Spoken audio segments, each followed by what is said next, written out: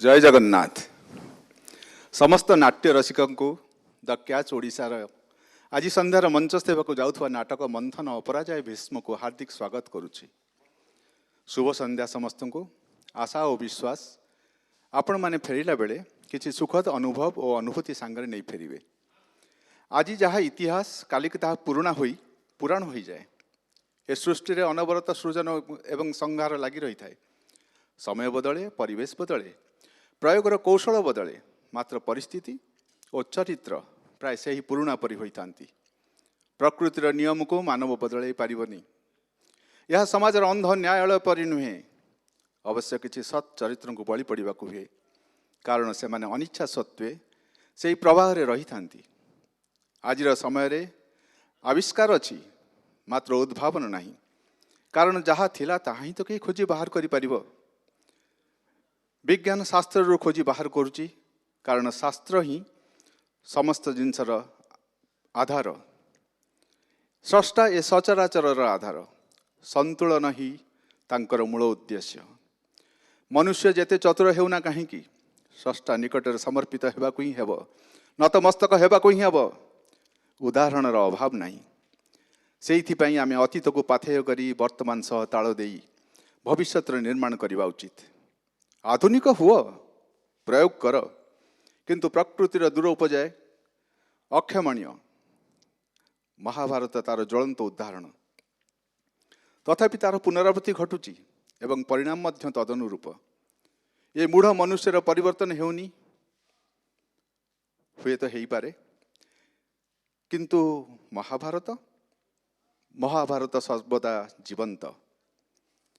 उत्कल परि देश नहीं, संस्कृत परि भाषा नहीं, श्रृंगार परि रस नहीं, नाट्य परि मनोरंजन नहीं।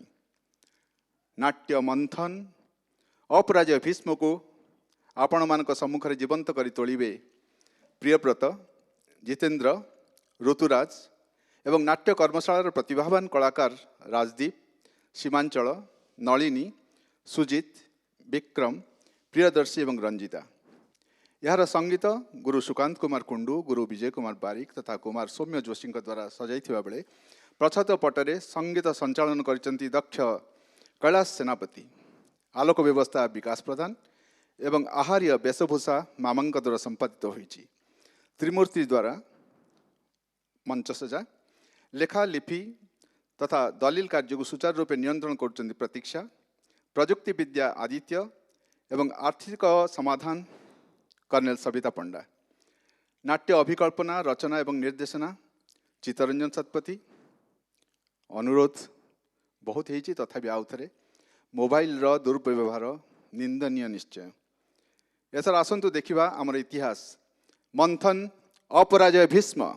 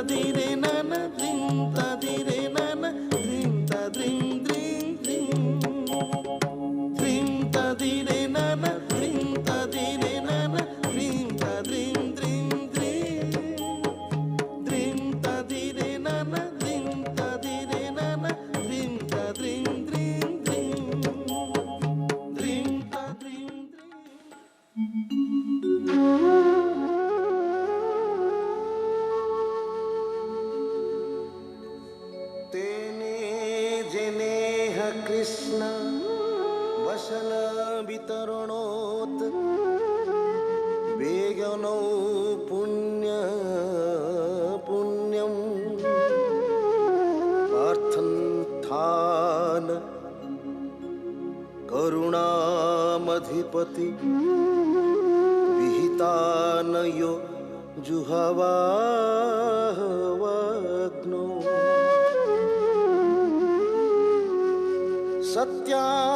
सत्यामत्यान यत् यो भुवं मरुतरं स्वर्गत्वं अनर्गणो जः हन्ता दन्ता बलार्तेश परमपुरुषः सन्ततं संतनो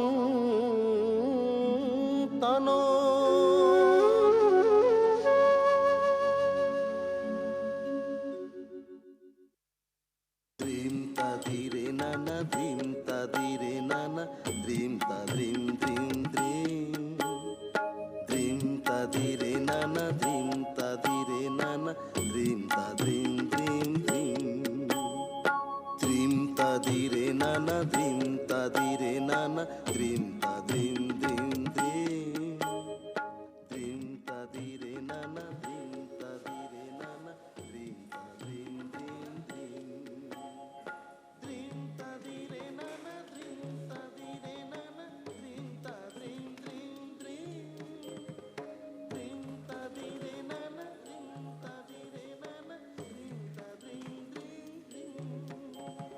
ध्रीं तधिरे नन ध्रीं तधिरे नन ध्रीं तध्रीं ध्रीं ध्रीं ध्रीं तधिरे नन ध्रीं तधिरे नन ध्रीं तध्रीं ध्रीं ध्रीं ध्रीं तधिरे नन ध्रीं तधिरे नन ध्रीं तध्रीं ध्रीं ध्रीं ध्रीं तधिरे नन ध्रीं तधिरे नन ध्रीं तध्रीं ध्रीं ध्रीं ध्रीं तध्रीं ध्रीं ध्रीं तध्रीं ध्रीं ध्रीं तनन धीरे नन तनन धीरे नन ध्रीं तध्रीं ध्रीं ध्रीं ध्रीं तध्रीं ध्रीं ध्रीं ध्रीं तध्रीं ध्रीं ध्रीं तनन धीरे नन तनन धीरे नन ध्रीं तध्रीं ध्रीं ध्रीं ध्रीं तधिरे नन ध्रीं तधिरे नन ध्रीं तध्रीं ध्रीं ध्रीं ध्रीं तधिरे नन ध्रीं तधिरे नन ध्रीं तध्रीं ध्रीं ध्रीं ध्रीं तध्रीं ध्रीं ध्रीं ध्रीं तध्रीं ध्रीं ध्रीं ध्रीं तध्रीं ध्रीं ध्रीं ध्रीं तधिरे नन ध्रीं तधिरे नन ध्रीं तध्रीं ध्रीं ध्रीं ध्रीं तधिरे नन ध्रीं तधिरे नन ध्रीं तध्रीं ध्रीं ध्रीं ध्रीं तधिरे नन ध्रीं तधिरे नन ध्रीं तध्रीं ध्रीं ध्रीं ध्रीं तधिरे नन ध्रीं तधिरे नन ध्रीं तध्रीं ध्रीं ध्रीं ध्रीं तधिरे नन ध्रीं तधिरे नन ध्रीं तध्रीं ध्रीं ध्रीं ध्रीं तधिरे नन ध्रीं तधिरे नन ध्रीं तध्रीं ध्रीं ध्रीं ध्रीं तधिरे नन ध्रीं तधिरे नन ध्रीं तध्रीं ध्रीं ध्रीं ध्रीं तधिरे नन ध्रीं तधिरे नन ध्रीं तध्रीं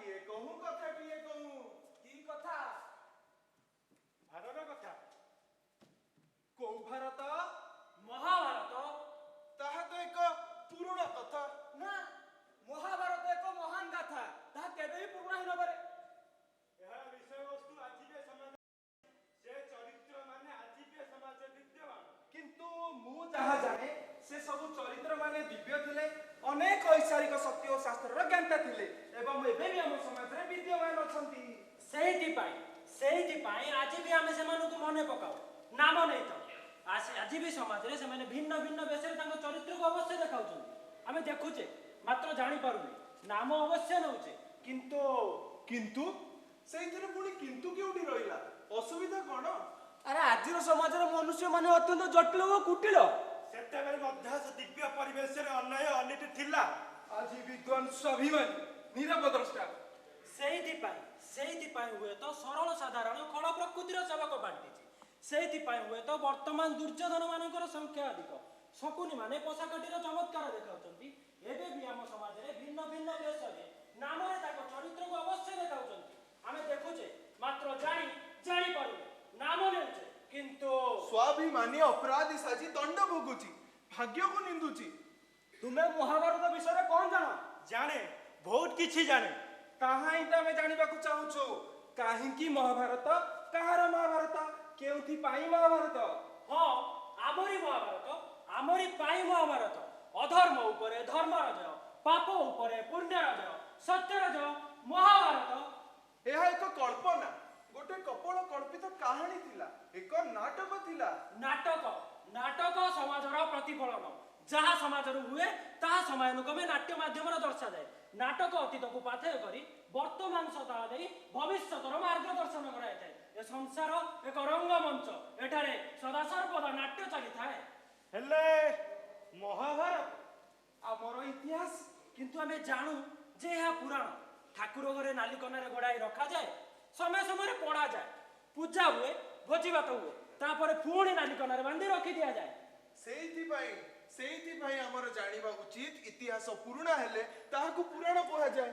ଆମେ ପଢ଼ନ୍ତି ଶୁଣନ୍ତି କିନ୍ତୁ କାମରେ ଲଗାନ୍ତିନି ଜୀବନରେ କେଉଁଠି ବ୍ୟବହାର କରନ୍ତିନି ଭୁଲିଯାଇ ଉପଦେଶାବଳୀ ଭୁଲିଯାଇ ସାରମର୍ମ ଆମେ କରନ୍ତି ଚକ୍ରାନ୍ତ ରଚନ୍ତି ବ୍ୟୁହ ଶେଷରେ ଅନୁତାପର ନିଆଁରେ ତିଳ ତିଳ ହୋଇ ଦଗ୍ଧୀଭୂତ ହୁଅନ୍ତି ବୟସ ସରି ଆସୁଥିବା ବେଳେ ଆମେ ହତାଶ ହୋଇ ଜୀବନ ବ୍ୟତୀତ କରିଥାନ୍ତି।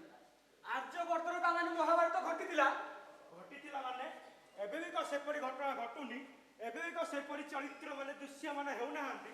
ଆଚ୍ଛା ମହାଭାରତରେ ତୁମେ ମାନେ କାହାକୁ ଜାଣ?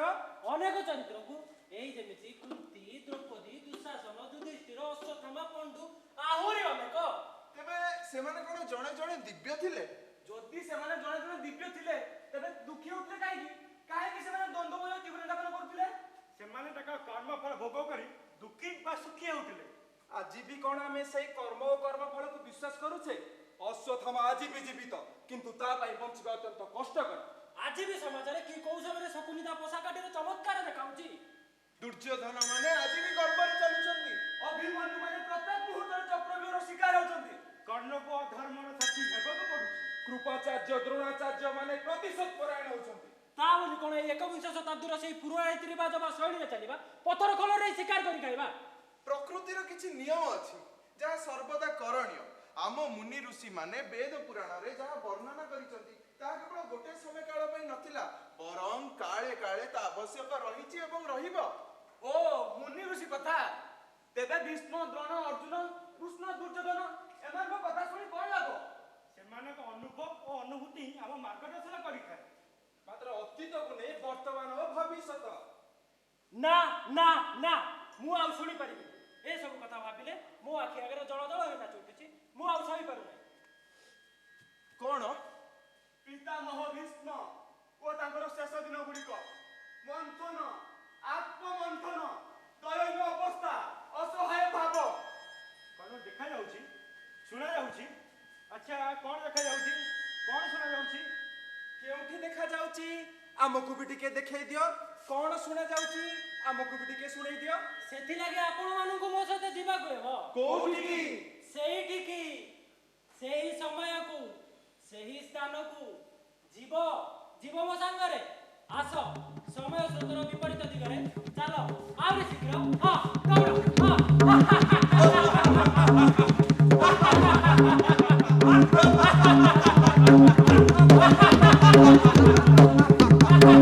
ଫେରାଇଲୁ ଆମେ ସମୟକୁ ପଛକୁ ଫେରାଇଲୁ ଆମେ ସମୟକୁ ପଛକୁ ଫେରାଇଲୁ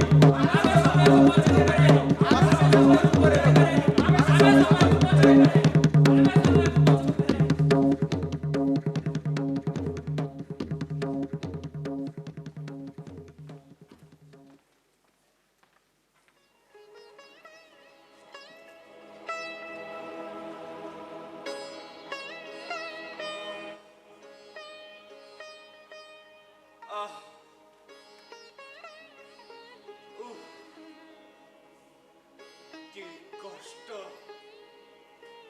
কি ব্যথা,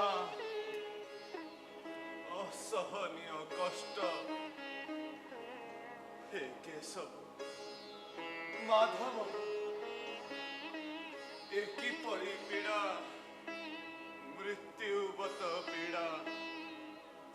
হে মধুসূদন, হে ত্রাণকর্তা, ଥରେ ମୋ ନିକଟକୁ ଆସ। ଆସ ପ୍ରଭୁ, ଆହୁରି ନିକଟକୁ। ଏ ମୁଣ୍ଡ ଯାହା କାହାରି ଆଗରେ ରହୁ, ତାକୁ ଆଜି ଉଠାଇ ରଖିବା ଅସମ୍ଭବ ମନେ ହେଉଛି।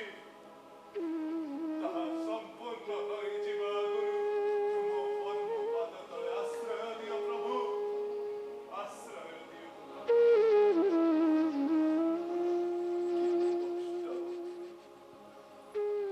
ହେ ପ୍ରଭୁ, ମୋର କ'ଣ ଭୁଲ ଥିଲା? କେଉଁ କାରଣରୁ ଦୀର୍ଘାୟୁ ହେଇ ମଧ୍ୟ ଆନନ୍ଦକୁ ଉପଭୋଗ କରିପାରିଲି ନାହିଁ? ଦୁଃଖ ହିଁ ଦୁଃଖ। ଏମିତି ମନେ ହୁଏ ଯେପରି ମାଛ ଜାଲରେ ପଡ଼ି ଛଟପଟ ହେଲା ପରି ମୁଁ ଛଟପଟ ହେଉଛି। ନା ମୃତ୍ୟୁକୁ ଆଲିଙ୍ଗନ କରିପାରୁଛି, ନା ଜୀବିତ ରହିପାରୁଛି। ତୁମର ସେ ମୁରଳି ଧ୍ୱନି ଏ କଷ୍ଟକୁ ସାମାନ୍ୟ ପ୍ରଶମିତ କରିଦିଅ ପ୍ରଭୁ, ଯାହାଦ୍ୱାରା ମୁଁ ମୋ କଷ୍ଟର କାରଣ ପଚାରିପାରେ। ତୁମେ ହିଁ ତ ନିରାମୟ।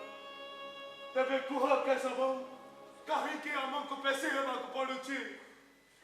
ଆଜି ଏ ଅନ୍ତିମ ସମୟରେ ଆଉ ନୀରବ ରୁହ ନାହିଁ। କୁହ, କେଉଁ କାରଣରୁ ଏ ଗଙ୍ଗା ପୁତ୍ର, ଇଚ୍ଛା ମୃତ୍ୟୁ ଅଧିକାରୀ ଆଜନ୍ମ ବ୍ରହ୍ମଚାରୀ ପରଶୁରାମ ଶିଷ୍ୟ ଭୀଷ୍ମର ଏପରି ଅଧୋଗତି? ଉତ୍ତର ଦିଅ ମାଧବ, ଉତ୍ତର ଦିଅ। ଅନ୍ୟଥା ମୁଁ ଏହା ମାନିବାକୁ ପ୍ରସ୍ତୁତ ହେବି ଯେ ମୁଁ କେବେ ବି ଆପଣଙ୍କୁ ନିଷ୍କାମ ମନରେ ଭକ୍ତି ଓ ସେବା କରିନି। ମୁଁ ଜଣେ ଶଠ, ମୁଁ ଜଣେ ପାଖଣ୍ଡୀ।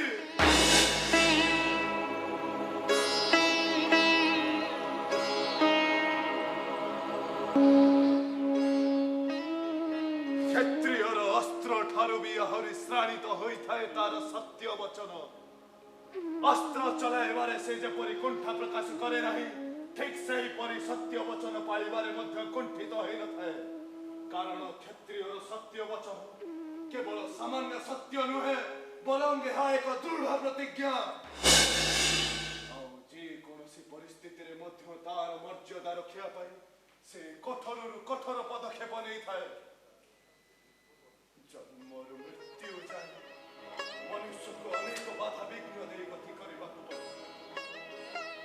ଦେଶର ରଙ୍ଗ କଳାରୁ ଧଳା ହୋଇଯାଏ, ଆଉ ଦେବବ୍ରତ ଭୀଷ୍ମରେ ବଦଳିଯାଏ। ଆଜି ଏକ ସମୀକ୍ଷାର ଆବଶ୍ୟକତା ଅଛି। ଏତେ ଲମ୍ବା ଯାତ୍ରା, କେତେ କେତେ ଉତ୍ଥାନ ପତନ, ରାଗ, ହିଂସା, ଦ୍ୱେଷ କଦାଚିତ୍ କାହାରି ଭାଗ୍ୟରେ ଲେଖା ହୋଇଥିବ। ଜୀବନ ମୋର ହେଇ ମଧ୍ୟ ମୋର ନଥିଲା। ଜାଣିନି ପ୍ରଭୁ, ଏ ମୋ ଜୀବନ ଏକ ବରଦାନ ନା ଅଭିଶାପ? ଭରତ ବଂଶଜ ଭୀଷ୍ମ ପ୍ରତ୍ୟେକ ଗୋଟିଏ ଅନୁଭୂତି ଆଜି ଭୀଷ୍ମ ପିତାମହର ରକ୍ତରେ ଲହ୍ପତ ହୋଇ ମନକୁ ଘାଣ୍ଟି ଚକଟି ମନ୍ଥନ କରୁଛି। ଅତୀତକୁ ଦେଖିଲା ବେଳେ ମନେ ପଡେ ମୁଁ କରିଥିବା ସେହି ପ୍ରତିଜ୍ଞା। ମୁଁ କେବେ ବି ବିବାହ କରିବି ନାହିଁ, ଆଜନ୍ମ ବ୍ରହ୍ମଚାର୍ଯ୍ୟ ପାଳନ କରିବି, ଏ କୁରୁକୁଳର ରକ୍ଷା କରିବି। ଷଡ଼ଯନ୍ତ୍ର, ଭୀଷଣ ଷଡ଼ଯନ୍ତ୍ର। କାହାର ପ୍ରେରଣା ଥିଲା? କେଉଁଥିପାଇଁ ଏକ କଣ୍ଟକିତ ମାର୍ଗକୁ ବାଛି ନେଲି? କେଉଁଥିପାଇଁ ଏତେ ବଡ଼ ଏକ ଶପଥ, ଏତେ ବଡ଼ ଏକ ତ୍ୟାଗ? ଭଲ ହେଇଥାନ୍ତା ସେଦିନ ଯଦି ମୋ ମାତା ଗଙ୍ଗାଙ୍କ କ୍ରୋଧାଗ୍ନିରେ ଭସ୍ମୀଭୂତ ହେଇଯାଇଥାନ୍ତା।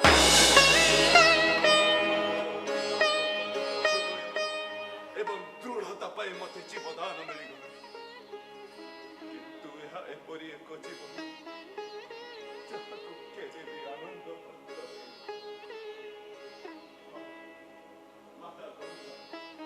ମାତା ଗଙ୍ଗା ପିତା ଶାନ୍ତନୁଙ୍କ ସହ ବିବାହ ଏକ ସଂଯୋଗ। ସେ ହୃଦୟର ପୀଡ଼ାକୁ ବୁଝାମଣାର ସିନ୍ଦୁକରେ ବନ୍ଦ ରଖି ସବୁ କିଛି ସହି ଯାଉଥିଲେ।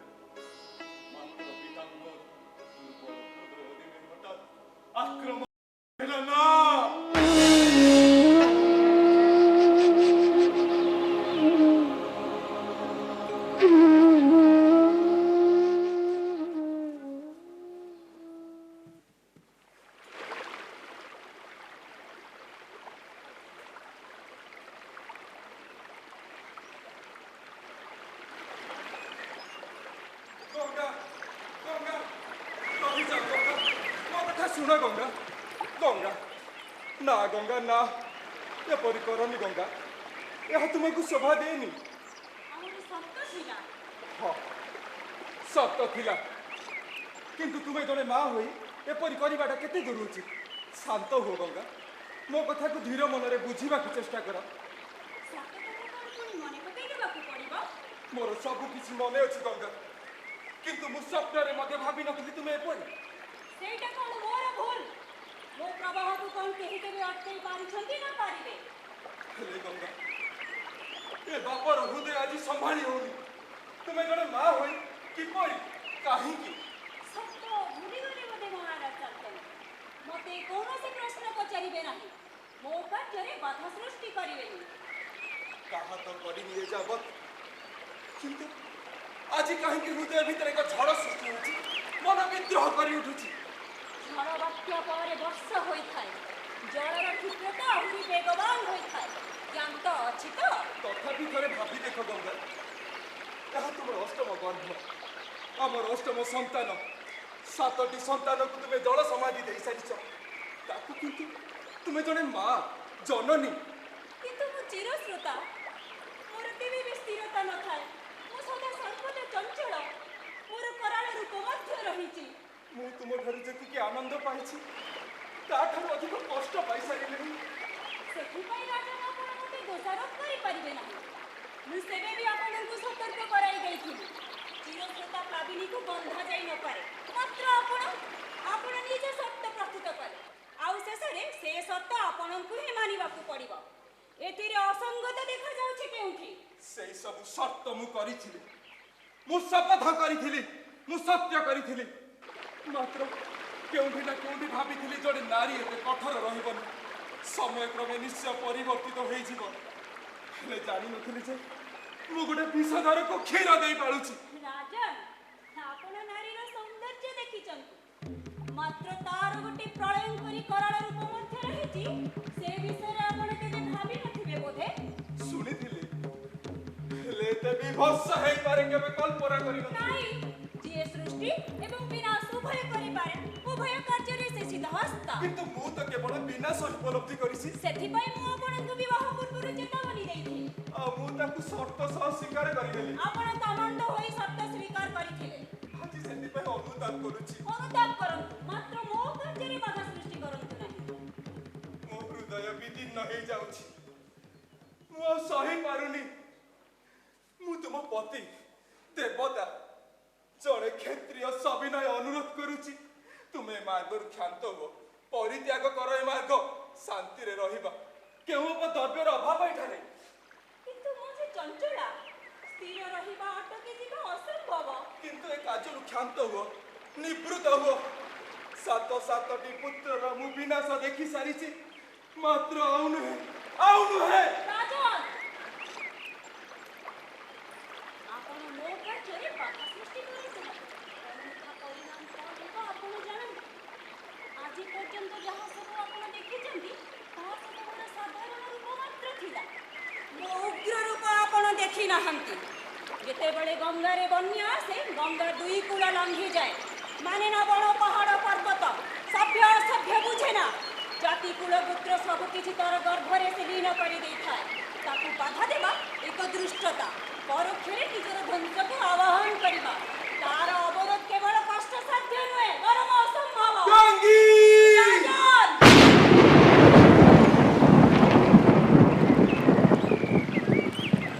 ଆପଣ ଆଜି ସତ୍ୟ ଭଗ୍ନ ହେଲେ। ଆପଣଙ୍କ ଶବ୍ଦ ଆପଣଙ୍କ ନିୟନ୍ତ୍ରଣ ହରାଇଛି।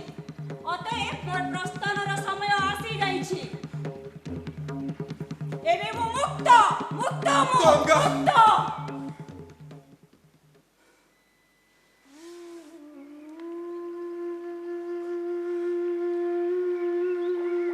ଆଜି ପର୍ଯ୍ୟନ୍ତ ମୁଁ ଚୁପ୍ ଥିଲି, ମୋ ଧୈର୍ଯ୍ୟର ବନ୍ଧ ଆଜି ଭାଙ୍ଗିଗଲା। ଗଙ୍ଗା, ମୁଁ ଜାଣେ ତୁମେ ଚଞ୍ଚଳ, ତୁମେ ନିତ୍ୟ ପ୍ରବାହମାନ। ଯାଅ ଗଙ୍ଗା ଯାଅ, ତୁମର ଗନ୍ତବ୍ୟ ତୁମେ ନିଜେ ସ୍ଥିର କର। ତୁମକୁ ଅଟକାଇ ରଖିବା ମୋର ଭୁଲ ଥିଲା, ହେଲେ ଆଉ ଅଟକାଇ ରଖିବିନି। ମାତ୍ର ଏ ନିରୀହ ଶିଶୁର କି ଅବା ଭୁଲ? ସେ ବଞ୍ଚିବ କିପରି?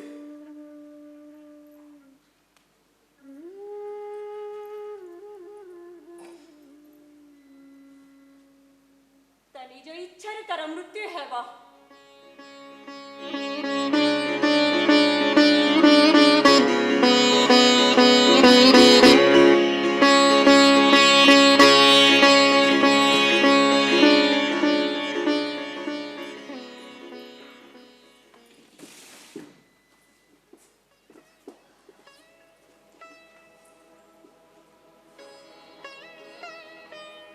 ଇଚ୍ଛା ମୃତ୍ୟୁର ତ ବରଦାନ ମିଳିଗଲା, ଆଉ ତା ସହିତ ଦୁର୍ବେଦ୍ୟ କଣ୍ଟକିତ ମାର୍ଗ ମଧ୍ୟ।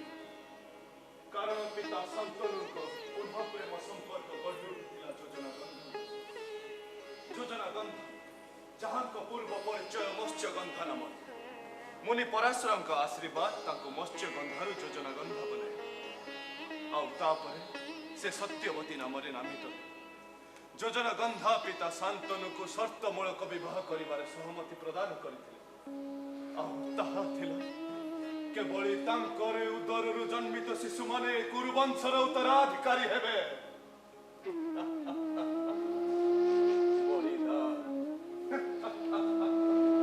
ମୋର ବଳିଦାନ ମତେ ହିଁ ଦେବାକୁ ହେଲା, ମୋ ଅଧିକାରର ବଳିଦାନ। ପିତାଙ୍କ ଆନନ୍ଦ ପାଇଁ ପାଳନ କରି ଚାଲିଲି ବ୍ରହ୍ମଚର୍ଯ୍ୟ ବ୍ରତ। ଏବଂ ବିଚିତ୍ର ବୀର୍ଯ୍ୟ ମୋର ଦୁଇ ଅନୁଜ ଜନ୍ମ ଗ୍ରହଣ କଲେ। ମାତ୍ର କାଳକ୍ରମେ ଜଣାପଡ଼ିଲା ସେମାନେ ବଂଶ ବିସ୍ତାର ପାଇଁ ଅକ୍ଷମ। ତେଣୁ ମାତା ସତ୍ୟବତୀ ମୋର ସହୋଦର ବ୍ୟାସକୁ ଆବାହନ କରି ବଂଶ ବିସ୍ତାର କରେ। ପରିଣାମ ସ୍ୱରୂପ ଧୃତରାଷ୍ଟ୍ର ପଣ୍ଡୁ ଜନ୍ମ ହେଲେ। ଆହୁରି ସତ୍ୟ ଗୁଣରେ ବିଦୁର। ମାତ୍ର ଦାସୀପୁତ୍ର ହେଇଥିବାରୁ ତାଙ୍କୁ କେବେ ବି କୁରୁବଂଶରେ ଗଣାଗଲା ନାହିଁ। ପଣ୍ଡୁ ସ୍ୱଳ୍ପ ଆୟୁ, ତେଣୁ ଗାନ୍ଧାରୀ କୁନ୍ତୀ ମାତୃଙ୍କ ଅନୁରୋଧ ମତେ ବିଚଳିତ କରିଦେଉଥିଲେ। ମୋର କର୍ତ୍ତବ୍ୟ କେବଳ ରାଜ୍ୟର ସୁରକ୍ଷା। ରାଜା ହେବାର ସ୍ୱପ୍ନ ବି କେବେ ଦେଖିବିନି। ଶବ୍ଦର ଅର୍ଥ ମତେ ଜଣା ନଥିଲା, ଜାଣିବାକୁ ଚାହିଁନି ମଧ୍ୟ କେବେ। ମାତ୍ର ଏ ଜୀବନର ଗତି ମତେ ଧୀରେ ଧୀରେ ସବୁ କିଛି ଶିଖାଇଲା। ଏ ଜୀବନ ଏକ ଅଭିଶପ୍ତ ଜୀବନ, ତଥାପି କାହା ସମ୍ମୁଖରେ ମଥା ନତ ହେବାକୁ ଦେଇନାହିଁ।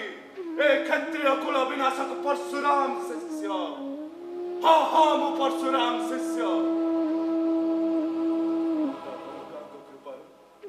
ଭଗବାନ ପରଶୁରାମ ମତେ ଅସ୍ତ୍ର ବିଦ୍ୟା ଶିଖାଏ। କି ବିଡ଼ମ୍ବନା ଯେ ଗୋବିନ୍ଦ ବାର ଧରଣୀକୁ ନିକ୍ଷେତ୍ରମୟ କରିଛନ୍ତି, ସେ ପୁଣି ମୋର ଅସ୍ତ୍ର ଗୁରୁ। ଏବଂ ତାଙ୍କରି କୃପାରୁ ଗୁରୁ ବଶିଷ୍ଠଙ୍କ ଠାରୁ ବେଦାନ୍ତ, ଶୁକ୍ରାଚାର୍ଯ୍ୟଙ୍କ ଠାରୁ ରାଜନୀତି, ବୃହସ୍ପତିଙ୍କ ଠାରୁ ଦଣ୍ଡନୀତି ଏବଂ ବିଭିନ୍ନ ଦେବାଦେବୀଙ୍କ ଠାରୁ ଦିବ୍ୟ ଅସ୍ତ୍ର ପ୍ରାପ୍ତ କଲି। ସମସ୍ତ ବିଦ୍ୟାରେ ନିପୁଣ, ସମସ୍ତ ସାଧନାର ଶୀର୍ଷରେ ସତ୍ୟ ଧର୍ମ ପାଳୁ ପାଳୁ ନିଜକୁ ଭୁଲି ଯାଇଥିଲି। ମୋ ସମ୍ମୁଖରେ ଥିଲା କେବଳ ମୋର କର୍ତ୍ତବ୍ୟ କର୍ମ। କି କଷ୍ଟ, କି ଯନ୍ତ୍ରଣା।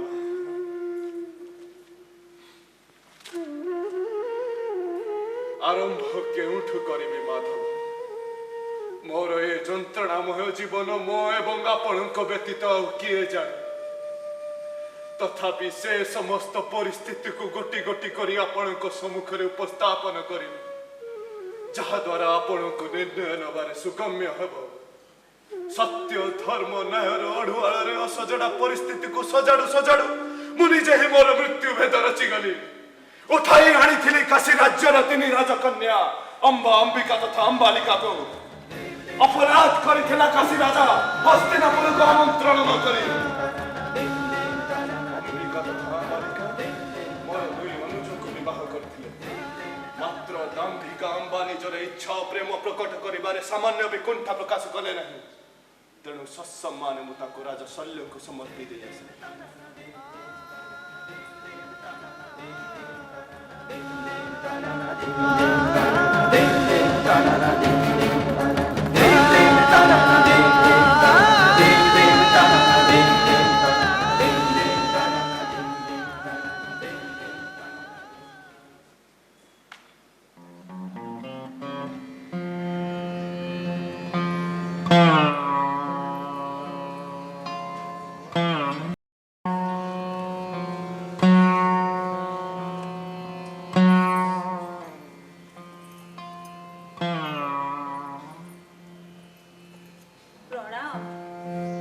ତୁମେ ଏଠାରେ?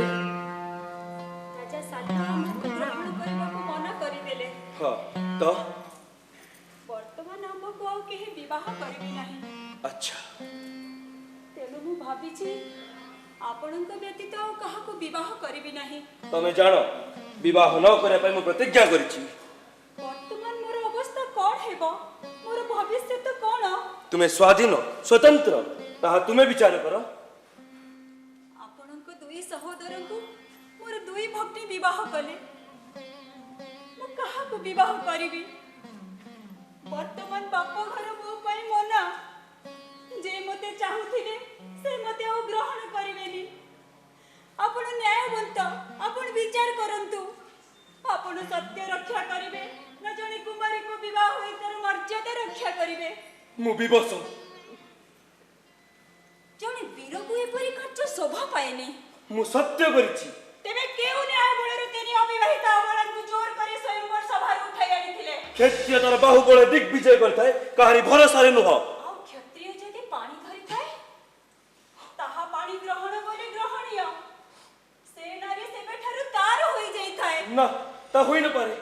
ଏହା ମୁଁ ମୋର ଦୁଇ ଅନୁଜଙ୍କ ପାଇଁ କରିଥିଲି। ତେବେ ଦୁଇ ଜଣଙ୍କୁ ଆଣିଥାନ୍ତେ। ସେମାନଙ୍କୁ ତ ଡରାଇ ରଥରେ ଚଢ଼ାଇ ଦେଇଥିଲେ, ମାତ୍ର ମୋ ପାଇଁ ଆପଣଙ୍କୁ କଷ୍ଟ କରିବାକୁ ପଡ଼ିଥିଲା। ଶେଷରେ ମୋର ଦକ୍ଷିଣ ପାଣିକୁ ଆପଣଙ୍କ ଦକ୍ଷିଣ ପାଣିରେ ଜୋର କରି ବାନ୍ଧି ରଖି ସାରଥୀକୁ ରଥ ଚାଳନା ପାଇଁ ନିର୍ଦ୍ଦେଶ ଦେଇଥିଲେ। ସେତେବେଳେ ସତ୍ୟ କାହିଁକି ମନେ ପଡ଼ିଲା ନାହିଁ?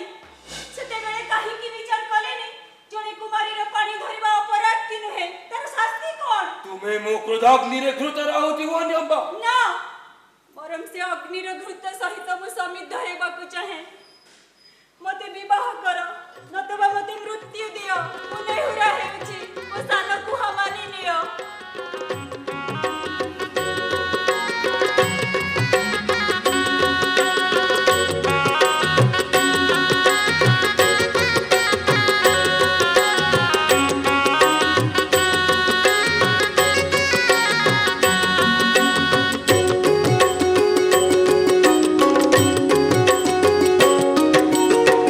पाणी धरी टाणी आणि तो थिलो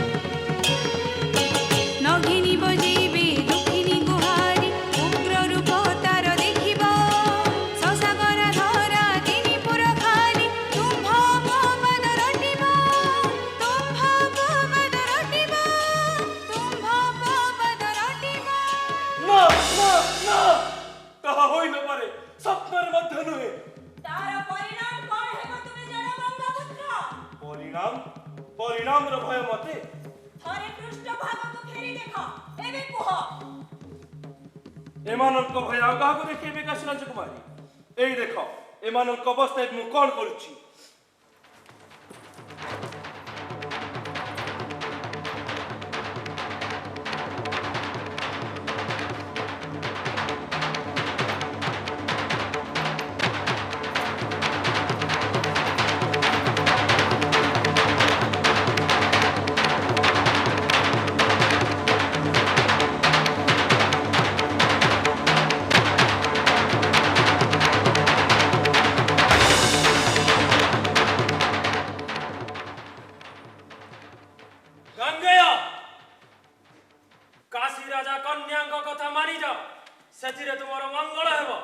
प्रणाम गुरुवर आयुष्मान भव हाँ से ही मते आह्वान करिसंती मु चाहे ना आम गुरु शिष्यंक मध्य एक सामान्य कारण पाई युद्धर विभीषिका सृष्टि हो आउ परिणाम मध्य तुमे जानो क्षत्रिय दलन मोर एक सामान्य अभ्यास परिणाम भय आपण मते भयभीत करांतु नाही गुरुदेव मु आपणक शिष्य तेणु मु जानी समस्त निराकरण किंतु गुरुदेव एक सामान्य नारी कथारे आपण प्रभावित होई ताको सामान्य नारी मने करनी से जणे असाधारण नारी तेबे मु मध्यम प्रतिज्ञा अटल गुरुवर जदि सेथि पाई मत प्राण विसर्जन करे कोए तेबे मु ताहाई करबी किंतु देइथिया वचन पालन करिबारे सामान्य बिहेला करबी नाही गुरुदेव शिशु परी हट करनी गंगा पुत्र अंबांक कथा मानि जाओ गुरुदेव आपण कोन मते एई शिक्षा देई नथले सत्य और प्रतिज्ञार पालन करिबा एक क्षत्रियर परम धर्म अटे सेई सत्य पालन करिया पई राजा राम 14 वर्ष पाई वनवास जाइथिले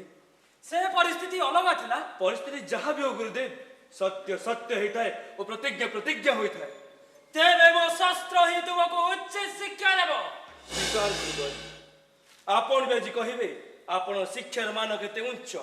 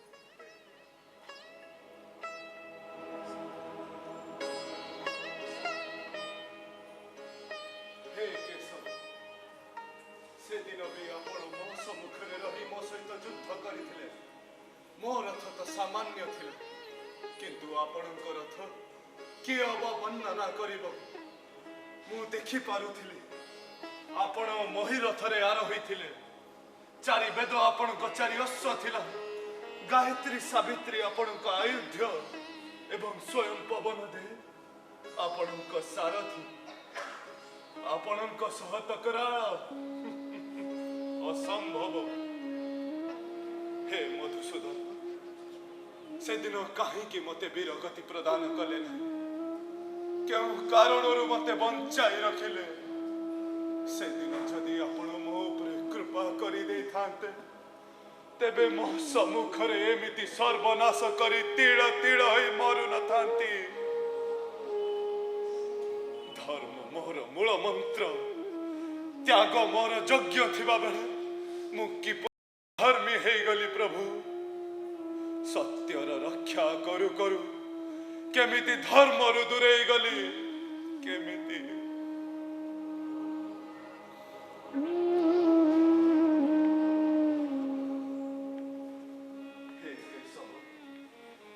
କି ଭାଗ୍ୟ ମୋର, ମୋ ପିତାଙ୍କ ବିବାହ ମୁଁ କରାଇଲି, ଭାଇଙ୍କ ମଧ୍ୟ। ଭାବିଲି କାର୍ଯ୍ୟ ଶେଷ, ଆଧ୍ୟାତ୍ମିକ ଚେତନା ଆଡ଼କୁ ଅଗ୍ରସର ହେବି, କିନ୍ତୁ ଆପଣଙ୍କ ଉଦ୍ଦେଶ୍ୟ ହିଁ କିଛି ଭିନ୍ନ ଥିଲା।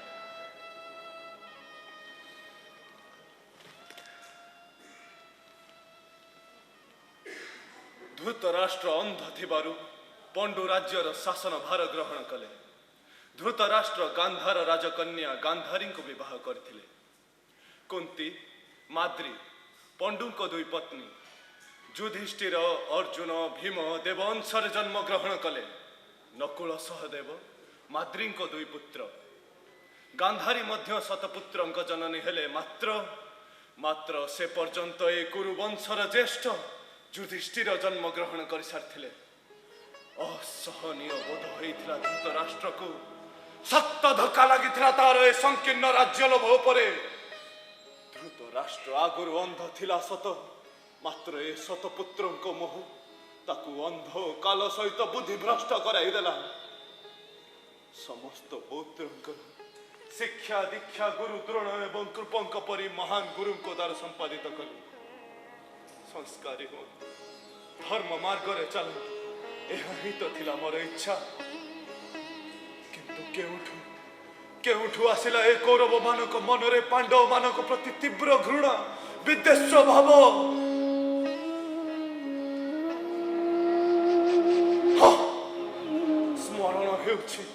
ସ୍ମରଣ ହେଉଛି ସେ ଛନ୍ଦ କପଟି ବିଷବୃକ୍ଷ ଶକୁନି।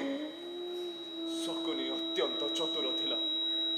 ଭଉଣୀକୁ ବିବାହ ଦେବା ପରେ ସେ ରାଜ୍ୟରେ ପ୍ରବେଶ କରିବାକୁ ଚେଷ୍ଟା କରିଥିଲା। ମୋ ଅନିଚ୍ଛା ସତ୍ତ୍ୱେ ଧୃତରାଷ୍ଟ୍ର ତାକୁ ରାଜ୍ୟରେ ସ୍ଥାନ ଦେଲେ ଏବଂ ଦୁଷ୍ଟ ଶକୁନି ରାଜକାର୍ଯ୍ୟରେ ହସ୍ତକ୍ଷେପ କରିବା ଆରମ୍ଭ କରିଦେଲା।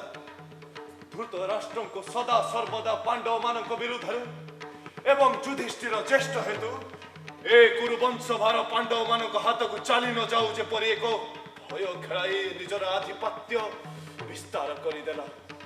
ମତେ ବି ଆଘାତ ଦେବାକୁ କମ୍ ପ୍ରୟାସ କରିନି, କିନ୍ତୁ ଅଭିଜ୍ଞତା ଅଭାବ ପାଇଁ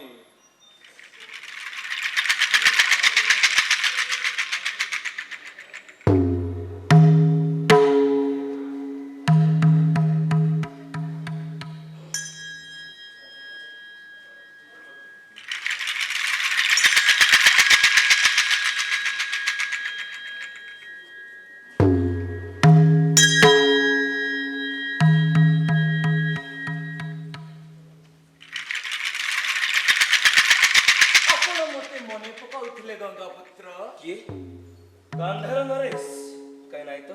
ମୁଁ ଭାବିଲି ତମ ଭାବନାରେ ନ ଭାବନାରେ ମୋର କଣ ଅଛି? ଆପଣ ମତେ ଭୁଲ ବୁଝୁଛନ୍ତି। ତମେ ଠିକ କେବେ ଥିଲ? ଏଇଟା ହିଁ ଆପଣଙ୍କ ସବୁଠାରୁ ବଡ଼ ଭ୍ରମ। ଆପଣ କଣ ଜାଣନ୍ତି, ମୋର ଦୃଷ୍ଟିଭଙ୍ଗୀରେ ମୁଁ ଆପଣଙ୍କୁ ସଦା ସମ୍ମାନ ଦେଇଥାଏ, ଆପଣଙ୍କ ଦୂରଦୃଷ୍ଟିକୁ ପ୍ରଶଂସା କରିଥାଏ। ଆଉ ବାସ୍ ବନ୍ଦ କର ତୁମର ଚାଟୁ ଉକ୍ତି। କଣ ପାଇଁ ଆସିଥିଲ? ଦେଖନ୍ତୁ ପିତାମା, ଆପଣଙ୍କ ପରି ମୁଁ ମଧ୍ୟ ରାଜ୍ୟର ଶୁଭଚିନ୍ତକ। କେବଳ ଆମ ଦୁହିଁଙ୍କର କାର୍ଯ୍ୟ କରିବାର ପ୍ରଣାଳୀ ଟିକେ ଅଲଗା ଅଲଗା। କଣ କହିବାକୁ ଚାହ? ଏ ରାଜ୍ୟର ସୁଖ, ଶାନ୍ତି, ସମୃଦ୍ଧି ଏବଂ ଏ ଶବ୍ଦ ଗୁଡ଼ିକ ତୁମ ମୋର ଆଦୌ ଶୋଭା ପାଉନି। ତୁମ ପରି ଏକ ଖଳ ବୁଦ୍ଧି ସମ୍ପୂର୍ଣ୍ଣ ବ୍ୟକ୍ତି ଠାରୁ ଏହା ଆଶା କରିବା ମଧ୍ୟ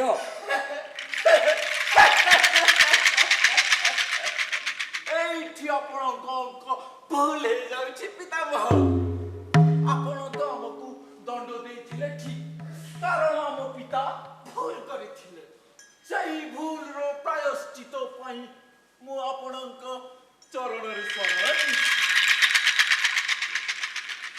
ତମେ ଏଇପରି କଥା କେମିତି କହିପାରୁଛ? ତମେ ମତେ ସମାଜ ସ୍କନ୍ଦ ରଖୁନ, ତୁଳନା କରୁଛ ମତେ ନିଜ ସାଙ୍ଗରେ। ଆପଣ ଉଚିତ କହିଲେ ପିତାମହ। ମୁଁ ତ ଗାଧାର ନରେଶ, ତଥାପି ଆପଣମାନଙ୍କ ସେବକ। ସେଥିରୁ ବଞ୍ଚିତ କାହିଁକି କରିଛନ୍ତି? କିନ୍ତୁ ତମେ ଜଣେ କାଳକୁ କେହି କବଳିତ କରିପାରିନାହାନ୍ତି ପରଶୁରାମ ଶିଷ୍ୟ। ଘଟଣା ଅବଶ୍ୟ ଘଟିତ ହେବ, ସତ୍ୟର ଜୟ ହେବ, ଧର୍ମର ଜୟ ହେବ, ଅନ୍ୟାୟ ନୀତିର ବାସ୍ ବନ୍ଦ କର। ଏ ଶବ୍ଦ ଗୁଡ଼ିକ ତୁମ ମୋର ଆଦୌ ଶୋଭା ପାଉନି। ତୁମ ଯୋଜନା ଗୁଡ଼ିକ ସେ ତ ଅବଶ୍ୟ ସଫଳ ହେବ ହିଁ ହେବ। କାରଣ ସେଥିପାଇଁ ଅନେକ କଷ୍ଟ କରିବାକୁ ପଡ଼ିଛି, ଅନେକ ଲାଞ୍ଛନା ସହିବାକୁ ପଡ଼ିଛି। ପିତାଙ୍କ ଅନ୍ତିମ ସମୟର ସେ ଶବ୍ଦ ଗୁଡ଼ିକ ଏବେ ବି ମନରେ ସତେଜ ଅଛି। ତାଙ୍କ ଆଶୀର୍ବାଦ କେବେ ବି ନିଷ୍ଫଳ ହେବନି। ମତେ ଅଧିକ ଉତ୍ତ୍ୟକ୍ତ କରାଉନି। ଆପଣ ଦଣ୍ଡ ଦେବେ, ତା ବ୍ୟତୀତ ଆପଣ ଆଉ କଣ କରିଛନ୍ତି ଆଜି ଯାଏ? କାହିଁକି?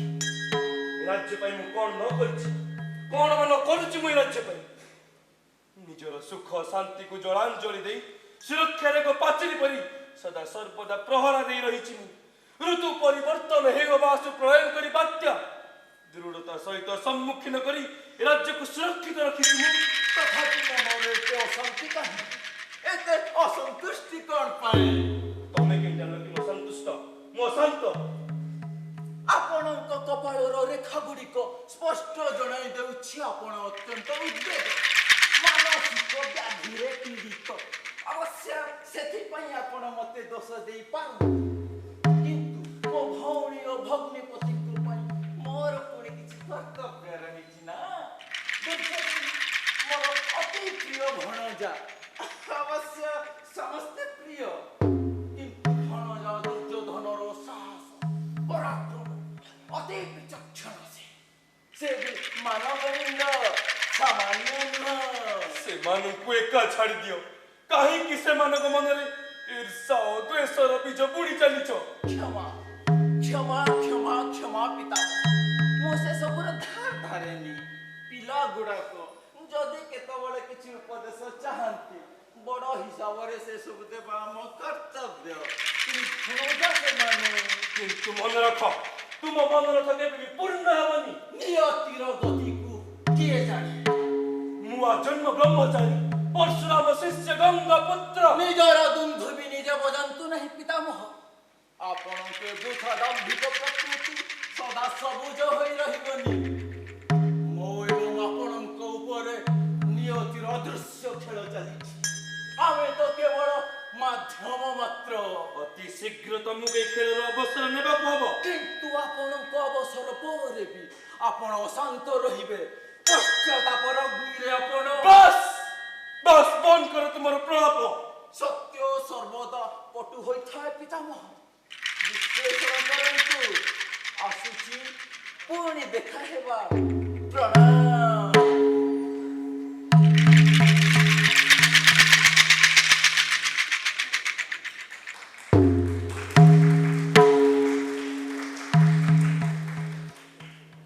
ମୁଁ ଜାଣିପାରୁଥିଲି ଶକୁନିର ମାୟା ଜାଲରେ ଧୃତ ରାଷ୍ଟ୍ର, ଦୁର୍ଯ୍ୟୋଧନ ଆଦି ସମସ୍ତେ ମୋହିତ ହୋଇ ସାରିଲେଣି।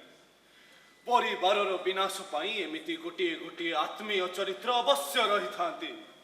ନିନ୍ଦାକୁ ପ୍ରଶଂସା ମନେ କରି ସବୁ କିଛି ହଜମ କରିଯାଆନ୍ତି। ଶକୁନିକୁ ମାୟା ବିଦ୍ୟା ଜଣା ଥିଲା। ହସ୍ତିନାପୁରୀର ସୁଖ ଶାନ୍ତି ସମୃଦ୍ଧି ହିଁ ମୋର ଲକ୍ଷ୍ୟ। ତେଣୁ ହାତ ଯୋଡ଼ି ପ୍ରାର୍ଥନା କରିଥିଲି, ଆଉ ତତ୍କ୍ଷଣ ଆପଣ ପ୍ରକଟ ହେଇଗଲେ। ହେବେନି କେମିତି? ଲୀଳା ତ ଆପଣଙ୍କର।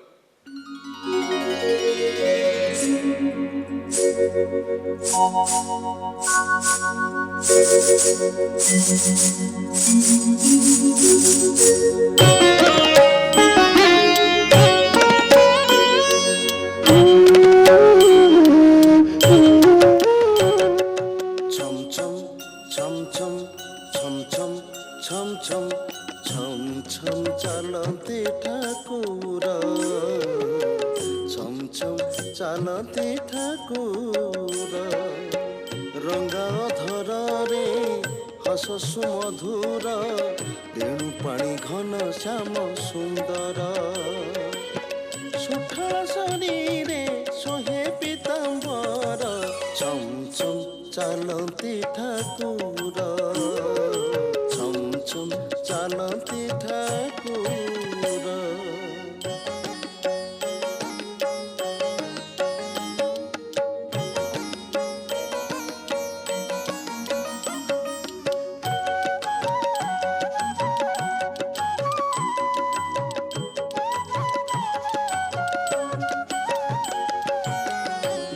ନାସି ସନ୍ଥ ପାଳିବା କାରଣ ଦୃଷ୍ଟିପାତି କର ଜୀବ ଉଦାହରଣ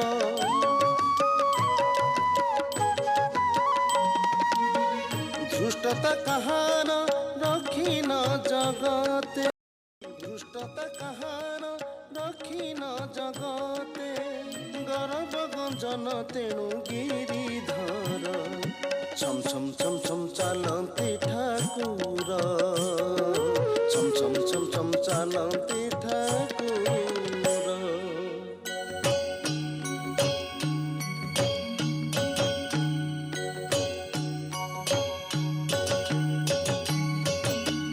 ମଥୁରାରେ ଜନ୍ମି ଗୋପରେ ବଢ଼ିଲ ଦ୍ୱାରକାର ଅଧିପତି ବୋଲାଇଲ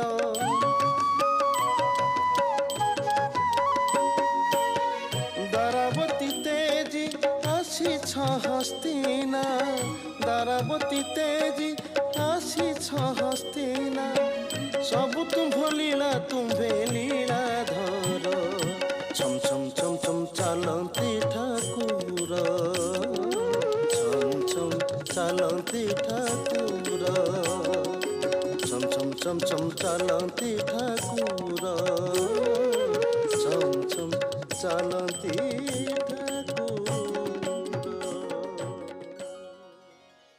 ଆପଣଙ୍କର ଜନ୍ମ କର୍ମ ପ୍ରେମ ସାହସ ରାଜନୀତି କୂଟନୀତି ସବୁ କିଛି ଦିବ୍ୟ ଆପଣ କରିଥିବା ସମସ୍ତ କାର୍ଯ୍ୟର ପୃଷ୍ଠଭାଗରେ ଆପଣଙ୍କର ହିଁ ମହତ୍ତ୍ୱ ଉଦ୍ଦେଶ୍ୟ ରହିଥାଏ ଆଉ ସେଇଥିପାଇଁ ବୋଧେ ଆପଣ ମଥୁରା କଟକରୁ ଦ୍ୱାରିକା ପଳେଇ ଆସିଲେ ଆମ୍ଭେ ମୂଢ଼ମତି ବୁଝିବୁ କିପରି ସେତେବେଳେ ବି ଆପଣଙ୍କ ପ୍ରତି ଶ୍ରଦ୍ଧା ଓ ଭକ୍ତି ଥିଲା ଆଜି ମଧ୍ୟ ଅଛି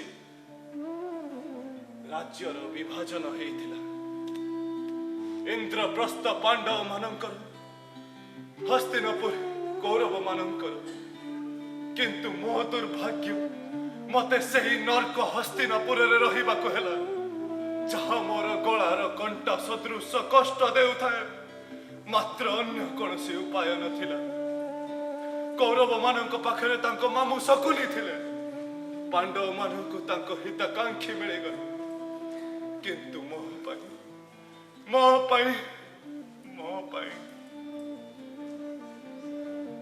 ପାଣ୍ଡବ ମାନେ ବାଲ୍ୟ କାଳରୁ ଅନେକ କଷ୍ଟ ଭୋଗ କରିଛନ୍ତି ବନବାସ ମଧ୍ୟ କିନ୍ତୁ ଧର୍ମ ସେମାନଙ୍କ ସାଙ୍ଗରେ ଥିଲେ ପୁରୁଷାର୍ଥ ସେମାନଙ୍କ ଶସ୍ତ୍ର ଥିଲା ଏବଂ ଧୈର୍ଯ୍ୟ ସେମାନଙ୍କ ବଳ ଆଉ ସେଇଥିପାଇଁ ସେମାନେ ସେ ପରିସ୍ଥିତିରେ ଉପକୃତ ହୋଇଥିଲେ ତନ୍ମଧ୍ୟରୁ ଦ୍ରୌପଦୀ ହଁ ଦ୍ରୌପଦୀ ଯାଜ୍ଞସେନୀ ଯାହାଙ୍କୁ ପାଇବା ପାଇଁ କେବଳ 2 ଜଣ ଉପଯୁକ୍ତ ଥିଲେ ଯଦି କର୍ଣ୍ଣକୁ ଗୋଟିଏ ଅବସର ପ୍ରାପ୍ତ ହୋଇଥାନ୍ତା ତେବେ ଅର୍ଜୁନ ଅପେକ୍ଷାରେ ରହିଯାଇଥାନ୍ତେ କିନ୍ତୁ ଆପଣ ଯାହାକୁ ସଦୟ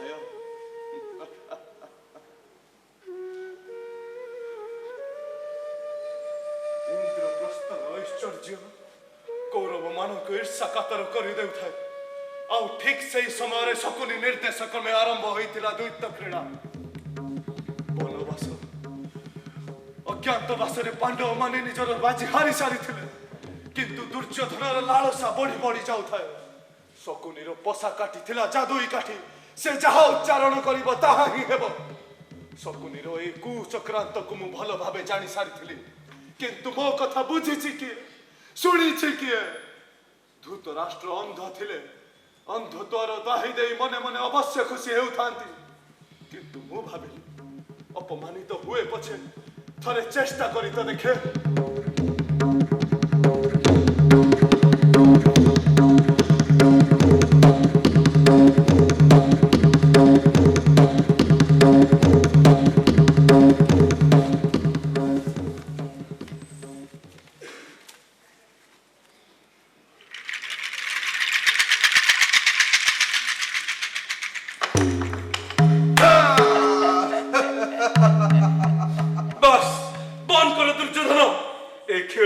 समाप्त कर से ମାନଙ୍କର ସମ୍ପୂର୍ଣ୍ଣ ଶେଷାଶ ମୋ କବଳକୁ ନ ଆସିବା ଯାଏ ଏ ଖେଳ କିପରି ସରିବ ପିତାମହ?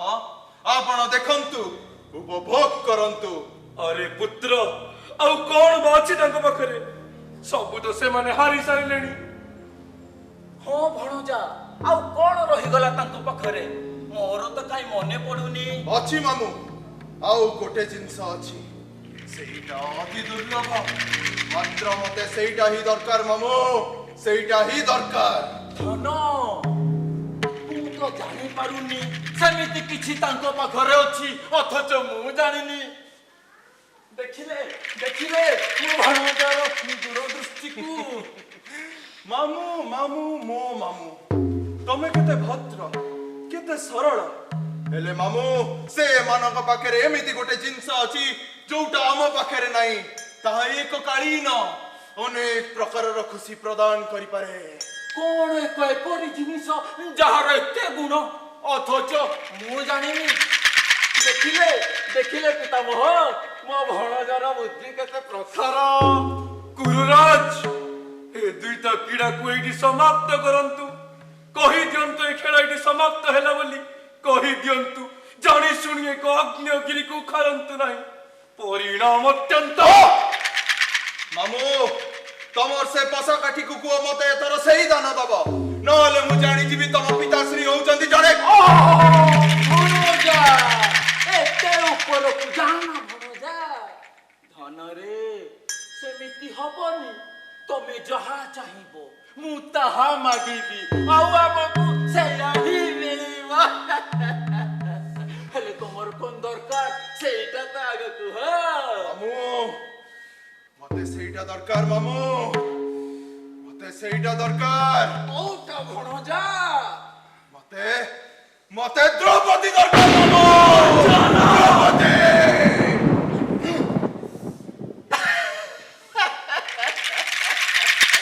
এইটা ଗୋଟେ କଥା, ଏଇ ସାଙ୍ଗେ ସାଙ୍ଗେ ହେଲା ସେ ତୁମର।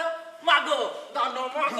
दुर्योधन द्रौपदी कौनसी वस्तु किंवा पदार्थ नुहे, ताकू सर्तरे रखा जाई पारिबनी। सीए कुलर कुलबधु, आम वंशर मर्यादा। मो कथा मानो पुत्र, ए खेल केटी समाप्त कर। मो कथा मानी जा पुत्र। ମାଗ ଭଣଜା। गंधर्व नरेश, आपण जने ज्ञानी व्यक्ति होई एपरि असंगत कार्य किपरि करि पारुचंती? ए सब मु जमा सही पारुनी। ବାର୍ଦ୍ଧକ୍ୟ ହେତୁ ରକ୍ତଚାପ ବୃଦ୍ଧି ହୋଇଗଲାଣି ଆପଣଙ୍କର ପିତାମହ।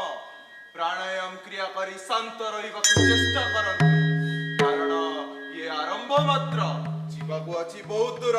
ମାମୁଁ ଶୀଘ୍ର ଶୀଘ୍ର ଦାନ ମାଗ।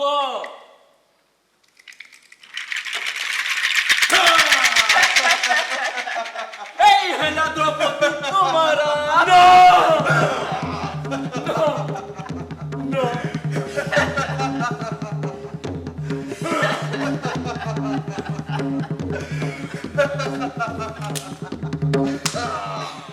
एसबू देखी पारिबिनी किंबा शुणी पारिबिनी। ବର୍ତ୍ତମାନ ଆପଣଙ୍କୁ କିଛି ଶୁଣିବାକୁ ପଡିବନି ପିତାମହ, ଆପଣ ଖାଲି ଦେଖନ୍ତୁ, କାରଣ ଯାହା କରିବା କଥା ଆମେ କରିବୁ।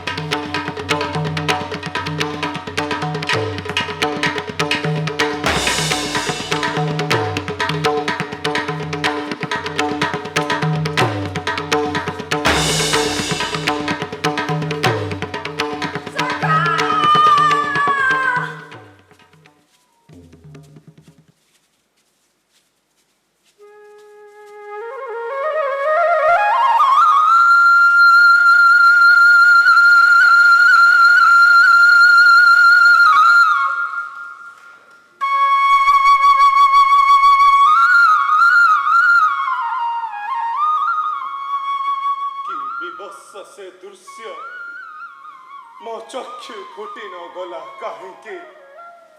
କେବଳ ମୂକ ସାକ୍ଷୀ ହେଇ ରହିଗଲି। ମୁଁ ମୋର ଅପାରଗତାକୁ ସେଇଦିନ ହିଁ ଜାଣି ଯାଇଥିଲି, କିନ୍ତୁ ଆପଣଙ୍କ ଉପରେ ବିଶ୍ୱାସ ଥିଲା ପ୍ରଭୁ।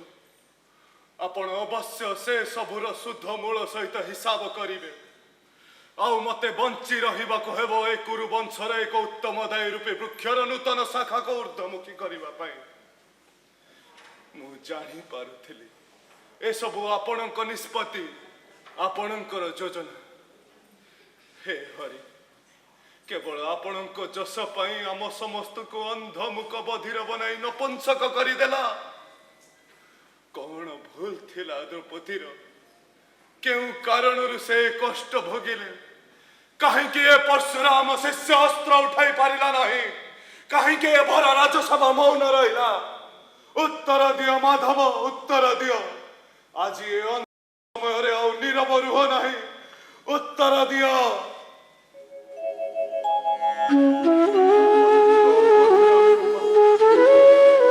ପ୍ରତ୍ୟେକ ଭଙ୍ଗୀ, ଆପଣଙ୍କ ପ୍ରତ୍ୟେକ ମୁଦ୍ରା ମଧୁର ହିଁ ମଧୁର।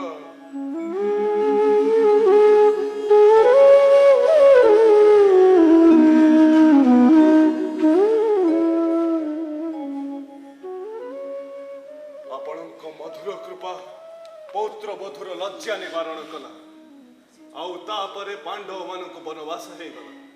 ବିଶ୍ୱ ଯୁଦ୍ଧ ପୂର୍ବରୁ ଏପରି ଏକ ବନବାସର ଆବଶ୍ୟକତା ରହିଥାଏ, ଯୁଦ୍ଧର ପ୍ରସ୍ତୁତି ପାଇଁ। ଏହା ଆପଣଙ୍କ ବ୍ୟତୀତ ଆଉ କିଏ ଜାଣେ? ଆପଣଙ୍କ ସେବକର କଷ୍ଟର ପୃଷ୍ଠଭାଗରେ ଆପଣଙ୍କର ହିଁ ମହତ୍ତ୍ୱ ଉଦ୍ଦେଶ୍ୟ ରହିଥାଏ, ଯାହାକୁ ଏ ଅଧୈର୍ଯ୍ୟ ମାନବ କେବେ ବୁଝିନଥାଏ ଆଉ କେବଳ ଆପଣଙ୍କୁ ହିଁ ଦୋଷ ଦେଇଥାଏ। ବନବାସ ସାରି ପାଣ୍ଡବମାନେ ଫେରି ଆସିବା ପରେ ମୁଁ ଧୃତ ରାଷ୍ଟ୍ର ଦୁର୍ଯ୍ୟୋଧନଙ୍କୁ କହିଲି, ତାଙ୍କୁ ତାଙ୍କ ରାଜ୍ୟ ଫେରାଇ ଦିଅ। ଆପଣ ବି ସେ ପ୍ରସ୍ତାବ ନେଇ ଆସିଥିଲେ ସେଦିନ। କେତେ ସରଳ ସୁନ୍ଦର ଲାଗୁଥିଲେ ଆପଣ। ସୂର୍ଯ୍ୟ ଚନ୍ଦ୍ର ଯାହା ନିର୍ଦ୍ଦେଶରେ ଆତଜାତ, ଯେ କାଳର କାଳ ମହାକାଳ, ଯାହା ସମ୍ମୁଖରେ ସମଗ୍ର ବିଶ୍ୱ ନତମସ୍ତକ, ସେ ଏକ ସାମାନ୍ୟ ଦୂତ ହୋଇ ଭରା ରାଜସଭାରେ ଅନୁରୋଧ କରୁଛନ୍ତି। ଆପଣ ବ୍ରହ୍ମ, ଆପଣଙ୍କ ବାଣୀ ବ୍ରହ୍ମ ସତ୍ୟ, କିନ୍ତୁ ସନ୍ଦେହ ହୁଏ ଆପଣ ବ୍ରହ୍ମ ହୋଇ କିପରି ଶୁଣିଥିଲେ ଦୁର୍ଯ୍ୟୋଧନର ସେ ଦାମ୍ଭିକ ଉକ୍ତି, ବିନା ଯୁଦ୍ଧେ ନ ଦେବି ସୁଚାଗ୍ରେ ମେଦିନୀ। ଶକ୍ତି ଯାହାର ସେବକ, ସେ କିପରି ମାଗିବାକୁ ଗଲେ 5 ଖଣ୍ଡ ଗାଁ ପାଣ୍ଡବ ମାନଙ୍କ ପାଇଁ। ଆପଣ ଚାହିଁଥିଲେ ସେଦିନ ସବୁ କିଛି ସମାପ୍ତ କରିଦେଇଥାନ୍ତେ, କିନ୍ତୁ କେବେ ବି ଆପଣ ଦୋଷ ନିଜ ଉପରକୁ ନେବେ ନାହିଁ, ଆଉ ସେଥିପାଇଁ ଏକ ସାମାନ୍ୟ ଚେତାବନୀ ଦେଇ ସେ ଜାଗାରୁ ଫେରି ଆସିଥିଲେ। ଆଉ ପରୋକ୍ଷରେ ତାହା ହିଁ ଥିଲା ଭାରତ ମହାସମରର ଘୋଷଣା।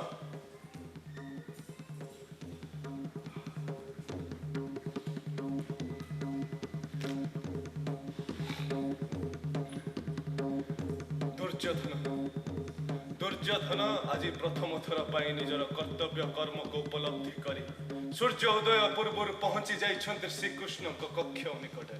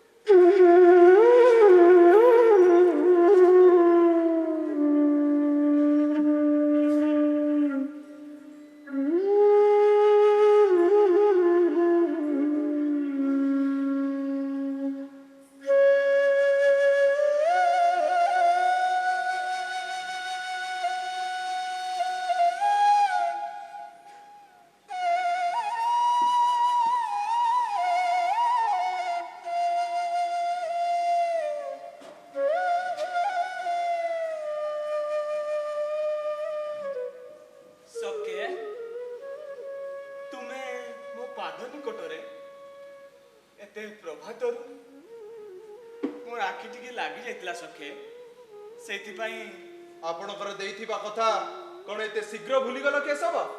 ତାଙ୍କ ପୂର୍ବରୁ ମୁଁ ଏଠାରେ ଆସି ପହଞ୍ଚିଥିଲି। ଆସନ ଗୋଟାଏ ଥିବାରୁ ମୁଁ ଆସି ବସି ପଡ଼ିଲି। ପଛରେ ଅର୍ଜୁନ ଆସିଲେ। କୌଣସି ଉପାୟ ନ ପାଇ ସେ ତମ ପାଦ ନିକଟରେ ବସିବାକୁ ବାଧ୍ୟ ହେଲେ। ଆରେ ମାନ ଗୋବିନ୍ଦ ତୁମେ ମଧ୍ୟ ଏଇଠାରେ? ମୁଁ କଥା ଦେଇଥିଲି। ହଁ ସ୍ମରଣ ଆସିଲା। ତେବେ ତ ସେ କଥା ଅନୁସାରେ ମୁଁ ତ ଅର୍ଜୁନଙ୍କ ସପକ୍ଷରେ ରହିବି। ଆହା କିନ୍ତୁ ତୁମକୁ ମଧ୍ୟ ନିରାଶ କରିବିନି। ମୁଁ ମୋର ପ୍ରଚଣ୍ଡ ପରାକ୍ରମୀ ବିପୁଳ ବଳଶାଳୀ ମୋର ନାରାୟଣୀ ସେନା ତୁମକୁ ପ୍ରଦାନ କରୁଛି।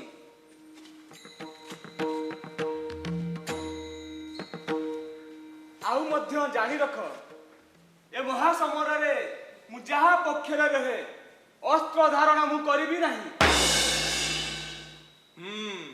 ଆପଣ ଉଚିତ ନିର୍ଣ୍ଣୟ ନେଇଛନ୍ତି ଯାଦବେନ୍ଦ୍ର। ଏ ସମର କେବଳ କୌରବ ଓ ପାଣ୍ଡବ ମାନଙ୍କ ମଧ୍ୟରେ। ତେଣୁ ଏଥିରେ ଆପଣଙ୍କର ମୁଣ୍ଡ ପୁରାଇବାଟା ଆଦୌ ଉଚିତ ମନେ କରେନି। ତେଣୁ ଶସ୍ତ୍ର ନ ଧରିବାଟା ହିଁ ବୁଦ୍ଧିମାନ କାର୍ଯ୍ୟ। ଆଉ ତା ଛଡ଼ା ଆପଣ ତ ଜାଣନ୍ତି ପିତାମହ ଭୀଷ୍ମ, ଗୁରୁ ଦ୍ରୋଣାଚାର୍ଯ୍ୟ, କୃପାଚାର୍ଯ୍ୟ, ମହାରଥୀ କର୍ଣ୍ଣ, ଦୁଶାସନ ବଳି ମହାବୀର ଯୁଦ୍ଧର ଅବଧିକୁ ଅତ୍ୟନ୍ତ ସୀମିତ କରି ଶେଷ ସମାପ୍ତିର ଘୋଷଣା କରିଦେବେ କେଶବ। ମୁଁ ଆସୁଛି।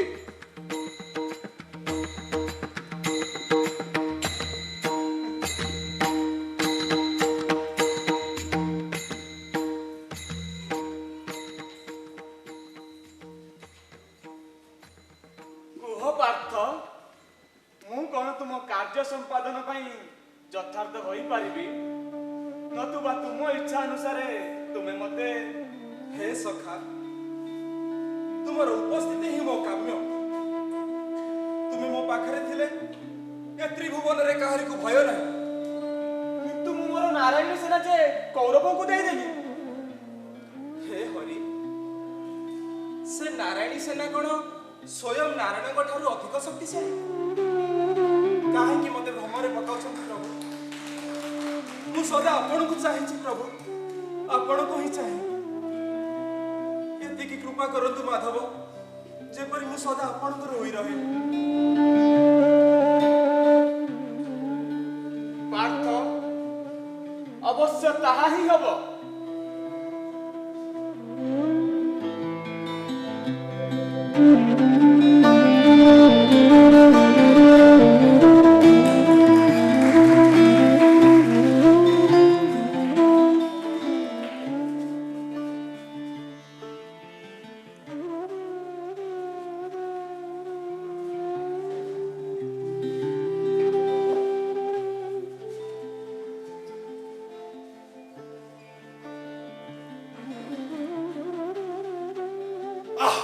निर्बोध से कहूं बुझिबो गोविंदर गति। धर्म युद्धरे अस्त्र धरिबेनी नारायणी सेना। अरे स्वयं नारायण ठारू तांको नारायणी सेना कौन बलियान हेई पारे? दास कौन केबे प्रभु उपरे प्रभुत्व जाहिर करि पारिबो? विनाश काले विपरीत बुद्धि। किंतु किंतु ए वृद्ध पितामहर कथा किए अबा शुणिछि, किए अबा बुझिछि? समस्त को जन जन करी बुझाइली ए मार्ग त्याग कर, किंतु केही मो कथा बुझिले नहीं। हे अंतरे आमी, केवल आपण ही बुझिथिबे से समयर मो अंतरर वेदना। जने मृत्यु को जय करिथियो व्यक्ति केवल एक सुरक्षा कर्मी होई कार्य निर्वाह कली। धर्म पालन करिबा कोन पाप? तेबे कुह केशव, काहिकी मोर ए अधोगति? काहिकी मोर ए अधोगति? काहिकी? किंतु मु मोर छोट बुद्धिरे विश्लेषण करी जानी पारु नथिली किपरि चक्रीय महासमरे अस्त्र धरिबे नहीं। मात्र माधव, ए महासमरे आपण अस्त्र धरिबेनी ताहा असंभव। हा हा, ताहा असंभव।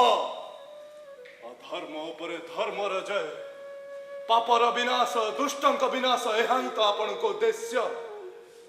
किंतु बिना अस्त्र रे यह किपरि संभव माधव आउ जदि यही आपणक प्रण तेबे मु मध्य प्रतिज्ञा करुछि मु गंगा पुत्र इच्छा मृत्यु अधिकारी परशुराम शिष्य आपणक बाध्य करदेबी ए कुरुक्षेत्र रे अस्त्र धरिबाकू आपणक समस्त धैर्य पानी फटका परि उबाई जीव अस्त व्यस्त करदेबी मु विभत्स करदेबी मु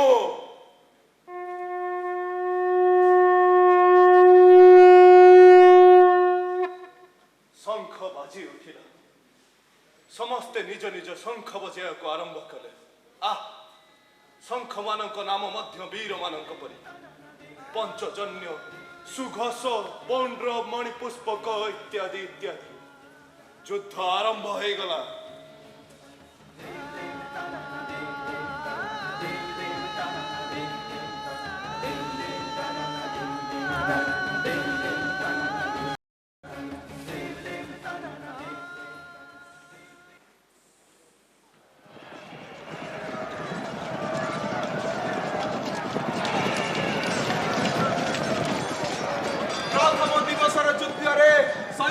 द्वारा राजा विराटकर पुत्र उत्तर वीरवती को प्राप्त हेले द्वितीय दिवस भीम कलिंग राजा को ध्वंस कले कृष्णदिनु पंचवीर रचना कले एवं उभय पक्षर सैन्य जीत हेले तृतीय दिवस भीष्म गरुड़ विहर छिले कुरुक्षेत्र माटीर धूଳି आकाश छुईगला हाहाकार मचिगला केवल शुणा जाउथला मार मार मार मार मार मार मार मरिगली मरिगली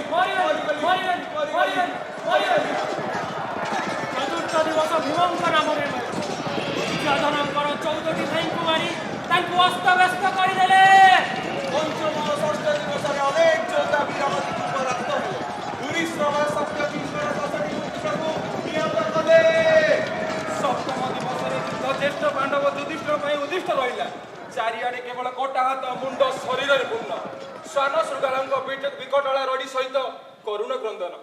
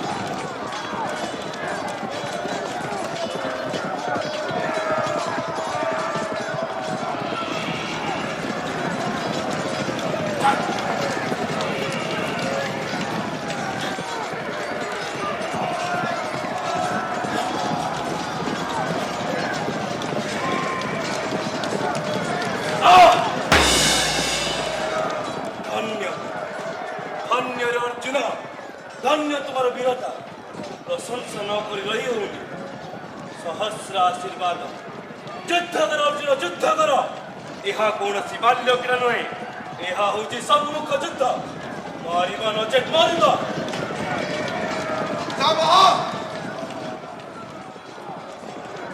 आपणकर पांडव मानक सह एपरी युद्ध गोटे सामान्य अभ्यास परि लगुची कौन आपण से मानक मारी पार नांती ନା ମାରିବାକୁ ଚାହୁଁନାହାନ୍ତି। ଦିନର ରଣରେ ମୁଁ ମୋର ଅନେକ ଭାଇଙ୍କୁ ହରାଇ ସାରିଲିଣି, ମାତ୍ର ପଣ୍ଡବ ପଞ୍ଚ ଭାଇ ସମ୍ପୂର୍ଣ୍ଣ କ୍ଷୁର୍ଣ୍ଣ। ଇଏ ଆପଣଙ୍କର କିପରି ରଣନୀତି ପିତାମହ? ଅଥବା ମନରେ ଗୁରୁକୁଳର ବିନାଶ ବାଞ୍ଚୁଛନ୍ତି? ମତେ ତ ଆପଣଙ୍କ ବୀରତା ଉପରେ ସନ୍ଦେହ ସୃଷ୍ଟି ହେଲାଣି। ନା, ହୁଏତ ବାର୍ଦ୍ଧକ୍ୟ ଆପଣଙ୍କ ପରାକ୍ରମକୁ ଅତ୍ୟନ୍ତ ସୀମିତ କରିଦେଇଛି। ଆପଣଙ୍କ ସେନାପତିତ୍ୱରେ ମୁଁ ମୋର ଅନେକ ସୁହୃଦ ହିତାଧିକାରୀଙ୍କୁ ହରାଇ ସାରିଲିଣି। କଣ ଏସବୁ ଆପଣଙ୍କର ଇଚ୍ଛା ପିତାମହ? କୁଆଡେ ଗଲା ଆପଣଙ୍କ ସେ ବାହୁସ୍ଫଟ ଗଙ୍ଗା ପୁତ୍ର ପରଶୁରାମ ଶିଷ୍ୟ ଆଜନ୍ମ ବ୍ରହ୍ମଚାରୀ? ଆପଣଙ୍କ କାପୁରୁଷତା ଗୁରୁକୁଳର ବିନାଶର କାରଣ ନ ହୋଇଯାଉ। ଦୁର୍ଜନ ବାତଲ ପରି ପ୍ରଳାପ ବନ୍ଦ କର। ଯୁଦ୍ଧ ବିଦ୍ୟା ଓ ଦାୟିତ୍ୱବୋଧର ଶିକ୍ଷା ଆଉ କାହାକୁ ଦବ? ଆଉ ଯେ ଦରକାର ପଡେ ସେନାପତି ପଦରେ ଆଉ କାହାକୁ? ତେବେ ସେ ପାଣ୍ଡବ ମାନଙ୍କୁ ବଧ କାହିଁକି କରୁନାହାନ୍ତି? କାହିଁକି ସେମାନେ ଏଯାଏଁ ଜୀବିତ? ତମେ ତ ଜାଣ ପୁତ୍ର, ମୁଁ ଆଗରୁ ମଧ୍ୟ କହିଛି ପାଣ୍ଡବ ପାଞ୍ଚ ଭାଇକୁ ବଧ କରିବି ନାହିଁ। ହଁ ଅବଶ୍ୟ ଯୁଧିଷ୍ଠିରକୁ ବନ୍ଦୀ ବନାଇବାରେ ସାମାନ୍ୟ ସଂକୋଚ କରିବିନି। ଯାଅ ଯୁଦ୍ଧରେ ମନ ଦିଅ, ବ୍ୟୁହ ରଚନା କର, କୌଶଳେ ଜିତିବାକୁ ଚେଷ୍ଟା କର।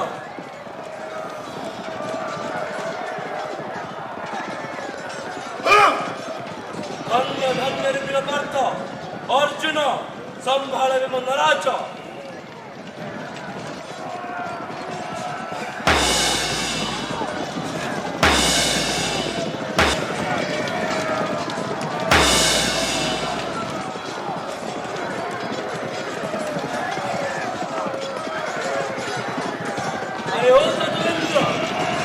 সম্মুখ যুদ্ধর পিঠে টেকাই পড়াই না মোর পুরনো অভ্যাস। আজি পুଣି তার পুনরাবৃত্তি। কিন্তু মনে রখ, আজি তোমার রথକୁ ମୋଠୁ କେହି ବଞ୍ଚାଇ ପାରିବେ ନା। ସମ୍ଭାଳ ମୋ ସହାୟକ ସହସ୍ର ଧାରା।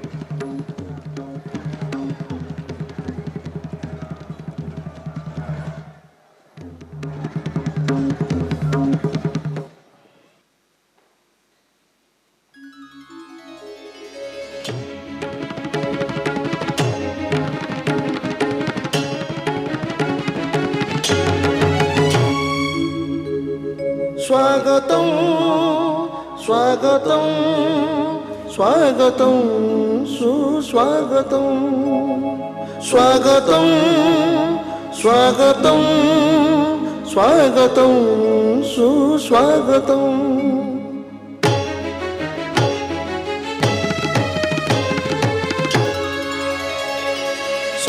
शत्रुविनाशक सत्य धर्म पालक मोक्ष प्रदायक गोविंद गोकुल पालकं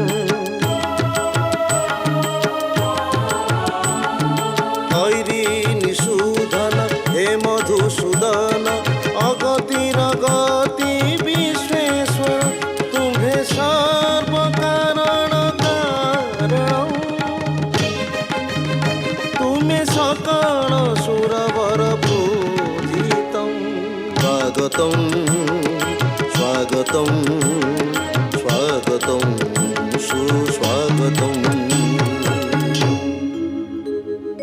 स्वागतं स्वागतं सुस्वागतं सुस्वागतम्।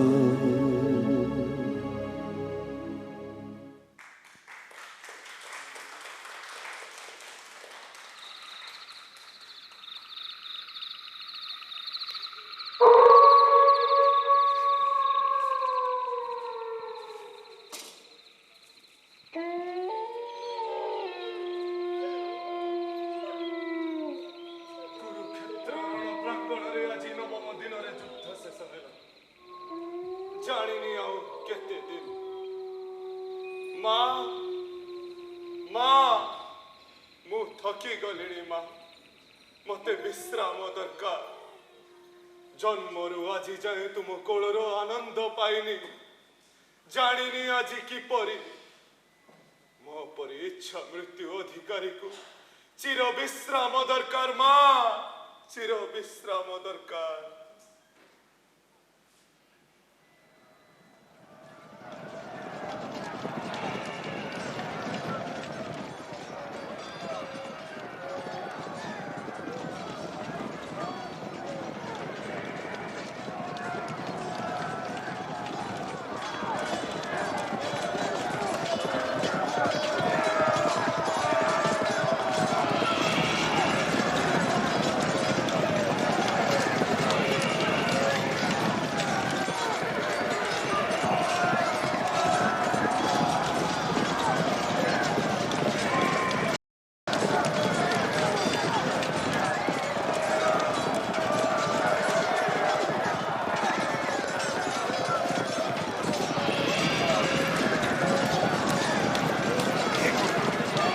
ଆଜି ଅର୍ଜୁନର ଭେଷ ଖାଲି ଆଜି ଦେବେ। ଭୟଭୀତ ହେଉଛନ୍ତି ଗଙ୍ଗାପୁତ୍ର? କ୍ଷତ୍ରିୟ ଭୟ କଣ ଜାଣେ ନା? ତେବେ ବାରମ୍ବାର ରଥର ଦିଗ ପରିବର୍ତ୍ତନ କରିବାର କାରଣ? ଏପରି ପଳାୟନ କାହିଁକି ପରଶୁରାମ ଶିଷ୍ୟ? ଜଣେ ନାରୀ ସହିତ ଯୁଦ୍ଧ ଏବଂ ଅସ୍ତ୍ର ପ୍ରହାର। ମୁଁ ନାରୀ ନୁହେଁ, ପୁରୁଷ ମଧ୍ୟ ନୁହେଁ। ମୁଁ ରଥୀ, ମହାରଥୀ ପିତାମହ ଭୀଷ୍ମ। ତଥାପି ତୁମ ଉପରେ ଅସ୍ତ୍ର ପ୍ରହାର କରିପାରିବିନି। ଏ ପରାଜୟ ସ୍ୱୀକାର କରି ନିଅନ୍ତୁ। ଅସମ୍ଭବ। ମୋ ହାତରେ ଶସ୍ତ୍ର ଥିବା ପର୍ଯ୍ୟନ୍ତ ତାହା ଅସମ୍ଭବ। ସେଇଥିପାଇଁ କହୁଛି ଯୁଦ୍ଧ କରନ୍ତୁ ବୀର ଆପଣ, ଅସ୍ତ୍ର ପ୍ରହାର କରନ୍ତୁ। ମୁଁ ମଧ୍ୟ ଅନ୍ୟ ମହାରଥୀ ମାନଙ୍କ ପରି ଅସ୍ତ୍ର ପ୍ରହାର କରିବି। ଦେଖିପାରୁନ ମୋର ସାରଥୀ କିଏ? ସ୍ୱୟଂ ଶ୍ରୀକୃଷ୍ଣ। ତାପରେ ବି ତଥାପି ତମେ ଜଣେ ନା, କେବଳ ଆପଣଙ୍କ ପାଇଁ ମୋର ଏ ଜନ୍ମ, କେବଳ ଆପଣଙ୍କ ପାଇଁ। ମୋ ପାଇଁ? ହଁ ଗଙ୍ଗାପୁତ୍ର, କିଛି ମନେ ପଡୁଛି? ତାହା ମଧ୍ୟ ଆପଣଙ୍କର ଏକ ପ୍ରତିଜ୍ଞା। ଜୀବନରେ ଆପଣ ଏପରି ଅନେକ ପ୍ରତିଜ୍ଞା କରିଛନ୍ତି, ଯାହା ସବୁ ଅନାବଶ୍ୟକ, ନୀତି ବିରୁଦ୍ଧ ମଧ୍ୟ। ଆଉ ସେଇଥିପାଇଁ ଆପଣଙ୍କ ଦୁଃଖ ଆପଣ ନିଜେ। ତଥାପି ନାରୀ ଆଜି ଦୁର୍ବଳଙ୍କ ଉପରେ ମୁଁ ଅସ୍ତ୍ର ପ୍ରହାର କରିପାରିନି। ସେଇଥିପାଇଁ ମତେ ଏ ରୂପ ନେବାକୁ ହେଲା। ମୁଁ ଆଜି ବି ପ୍ରତିଶୋଧର ଅଗ୍ନିରେ ଦଗ୍ଧୀଭୂତ ହେଉଛି। ମାନେ? ମନେ ପକାନ୍ତୁ କୁରୁଶ୍ରେଷ୍ଠ, କାଶୀ ରାଜ୍ୟ ଏବଂ ରାଜକୁମାରୀ ଅମ୍ବା, ଯାହାର ଜୀବନ ଆପଣଙ୍କ ପାଇଁ ନଷ୍ଟ ହୋଇଯାଇଥିଲା। ଆପଣଙ୍କ ପ୍ରତ୍ୟାଖ୍ୟାନ ପାଇଁ ଯାହାକୁ କଠୋର ତପସ୍ୟା କରିବାକୁ ପଡ଼ିଥିଲା, ସେଇ ଅମ୍ବା ମୁଁ। ଆଜି ମୋଠୁ କଣ ଦରକାର? ପ୍ରତିଶୋଧ। ଆଜି ଗୋଟାଏ ଦିନ ତୁମଠୁ ଦୂରେଇ ରହିବି, ସେଥିପାଇଁ ବାରମ୍ବାର ମୋ ରଥର ଦିଗ ପରିବର୍ତ୍ତନ କରୁଥିଲି। ମାତ୍ର ଆଉ ନୁହେଁ।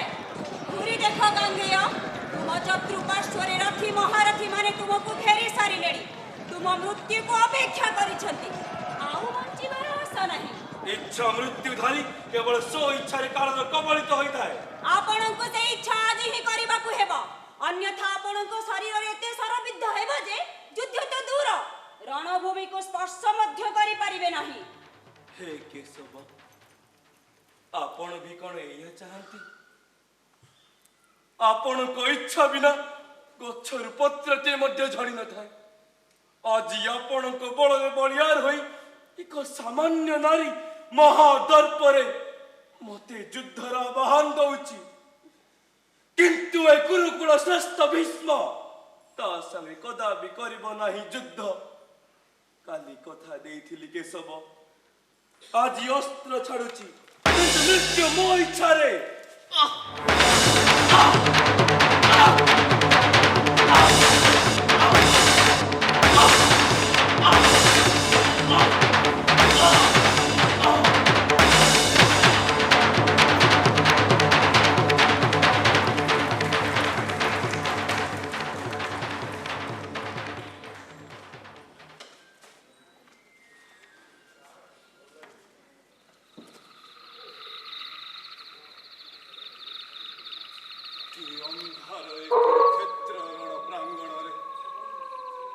तथापि केते शांत परिवेश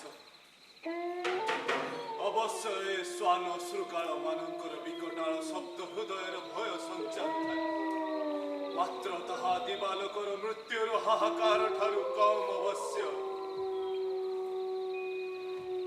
हे बैरी गंजन आपण तो कहा गर्व सही नहांती ए कौरव अबा केते कर किंतु अनुग्रह करी एतिकी कहि दियंतु प्रभु केउ कारणरु मैं दारुण कष्ट भोगुची केउथिपाई ए सरसज्जारे पड़ी तीड़ तीड़ होई निष्ठुर जंत्रणा भोग करुची इच्छा मृत्युर अधिकारी हेई मध्य ना मरुची ना मरिबाकु चाहुची काहींकी धर्म मार्गरे जाई अधर्मरे बोझ तले भाराक्रांत हेई थाए मानव आज किपरि ये नायर पूजारी सत्यर पथिक पुण्य पवित्र गंगा पुत्र अपवित्र हे ए मंथनर परिसमाप्ति केउठी प्रभु ए अपराजय भीष्म आज पराजित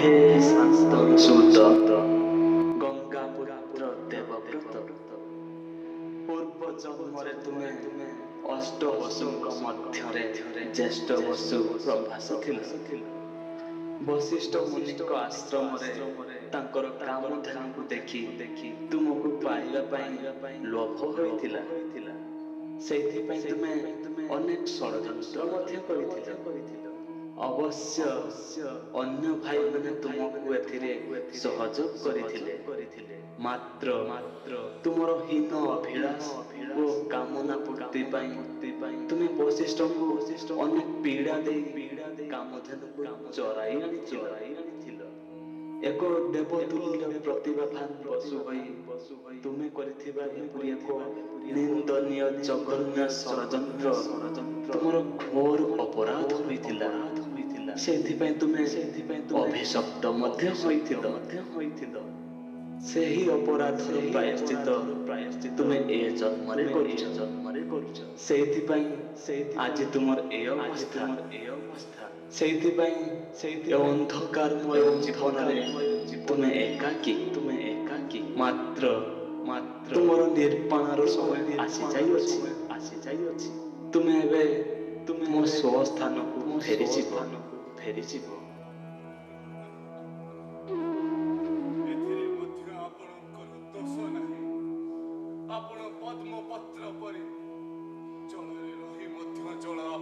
प्रभावित करि पारि न थाए मु आपणक चरण वंदन करुछि एतिकी कृपा करंतु प्रभु मते निर्वाण अपेक्षा आपणक सानिध्य प्रदान करंतु मु काय मन वाक्य रे आपणक सेवक होई जाय मोर आउ किछि लोड़ा नाही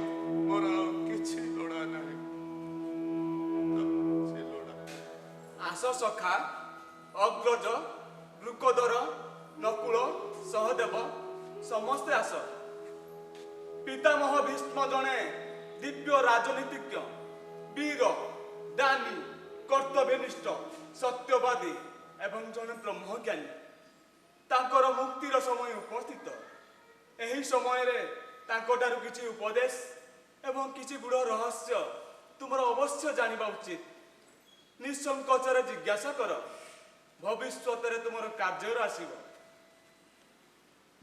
प्रणाम पितामह आयुष्मान भव क्यों धर्म सर्वश्रेष्ठ क्यों नाम सर्वश्रेष्ठ क्यों जप सर्वश्रेष्ठ आमे कहार आराधना करिबा उचित हे मोर प्रिय पुत्र माने जे मो सम्मुखरे दंडायमान होई समस्त सचराचर को क्षणिक मात्र सृष्टि एवं विनाश करुछंती तांको व्यतीत क्यों धर्म श्रेष्ठ हो पारे क्यों नाम श्रेष्ठ हो पारे क्यों जप श्रेष्ठ हो पारे तेणु तुम्हें तांको ही आराधना करो सूर्य उत्तरायण मार्ग समस्त ग्रह नक्षत्र उत्तम स्थान मानकर आज मोर सुखद विदाय हेउची हे मोर प्रिय पुत्र मान तुम प्रश्न रे ही तुमर उत्तर रही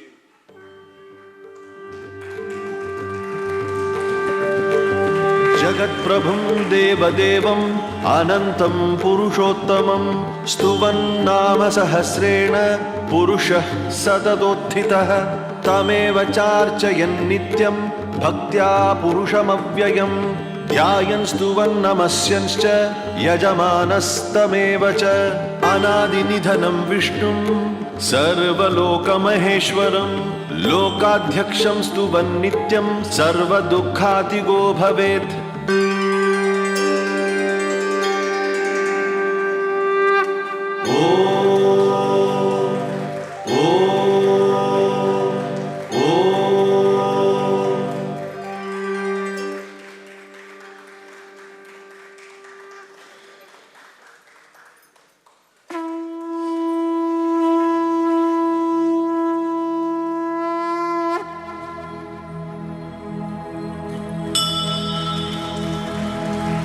स्वस्ति न इन्द्रो वृद्धश्रवाः स्वस्ति नः पूषा विश्ववेदाः स्वस्ति नस्ताक्षर्यो अरिष्टनेमिः स्वस्ति नो बृहस्पतिर्ददातु।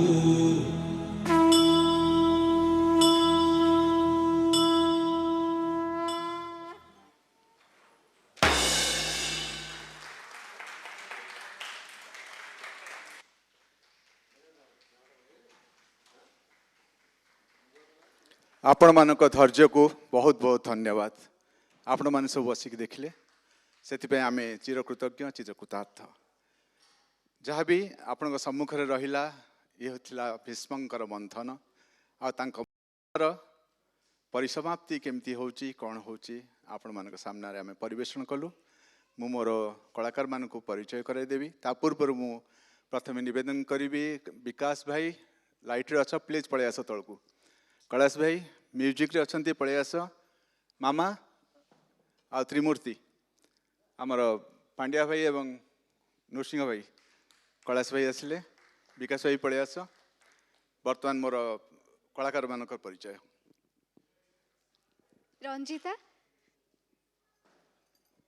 प्रियदर्शिनी नमस्कार जितेंद्र नमस्कार ऋतुराज नमस्कार प्रियव्रत महापात्र प्रणाम सीमांचलाचारी नमस्कार जय जगन्नाथ मो ना नलिनीकांत दास नमस्कार मो ना राजदीप स्वयं नमस्कार सुजित कुमार साहू जय जगन्नाथ मो ना विक्रम बेहरा आ मु आपणकर चित्तरंजन सतपथी भूल त्रुट जदि किसी कौट थाए सेगुड़ा सब मो भूल आ जदि कौट किसी आपण मन को छुईला भाई काम होइतिबो एमानकर धन्यवाद।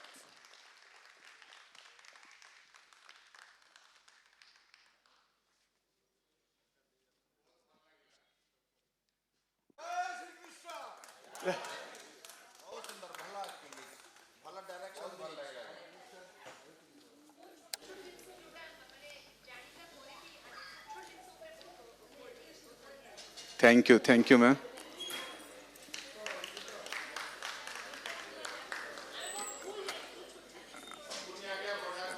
आ गया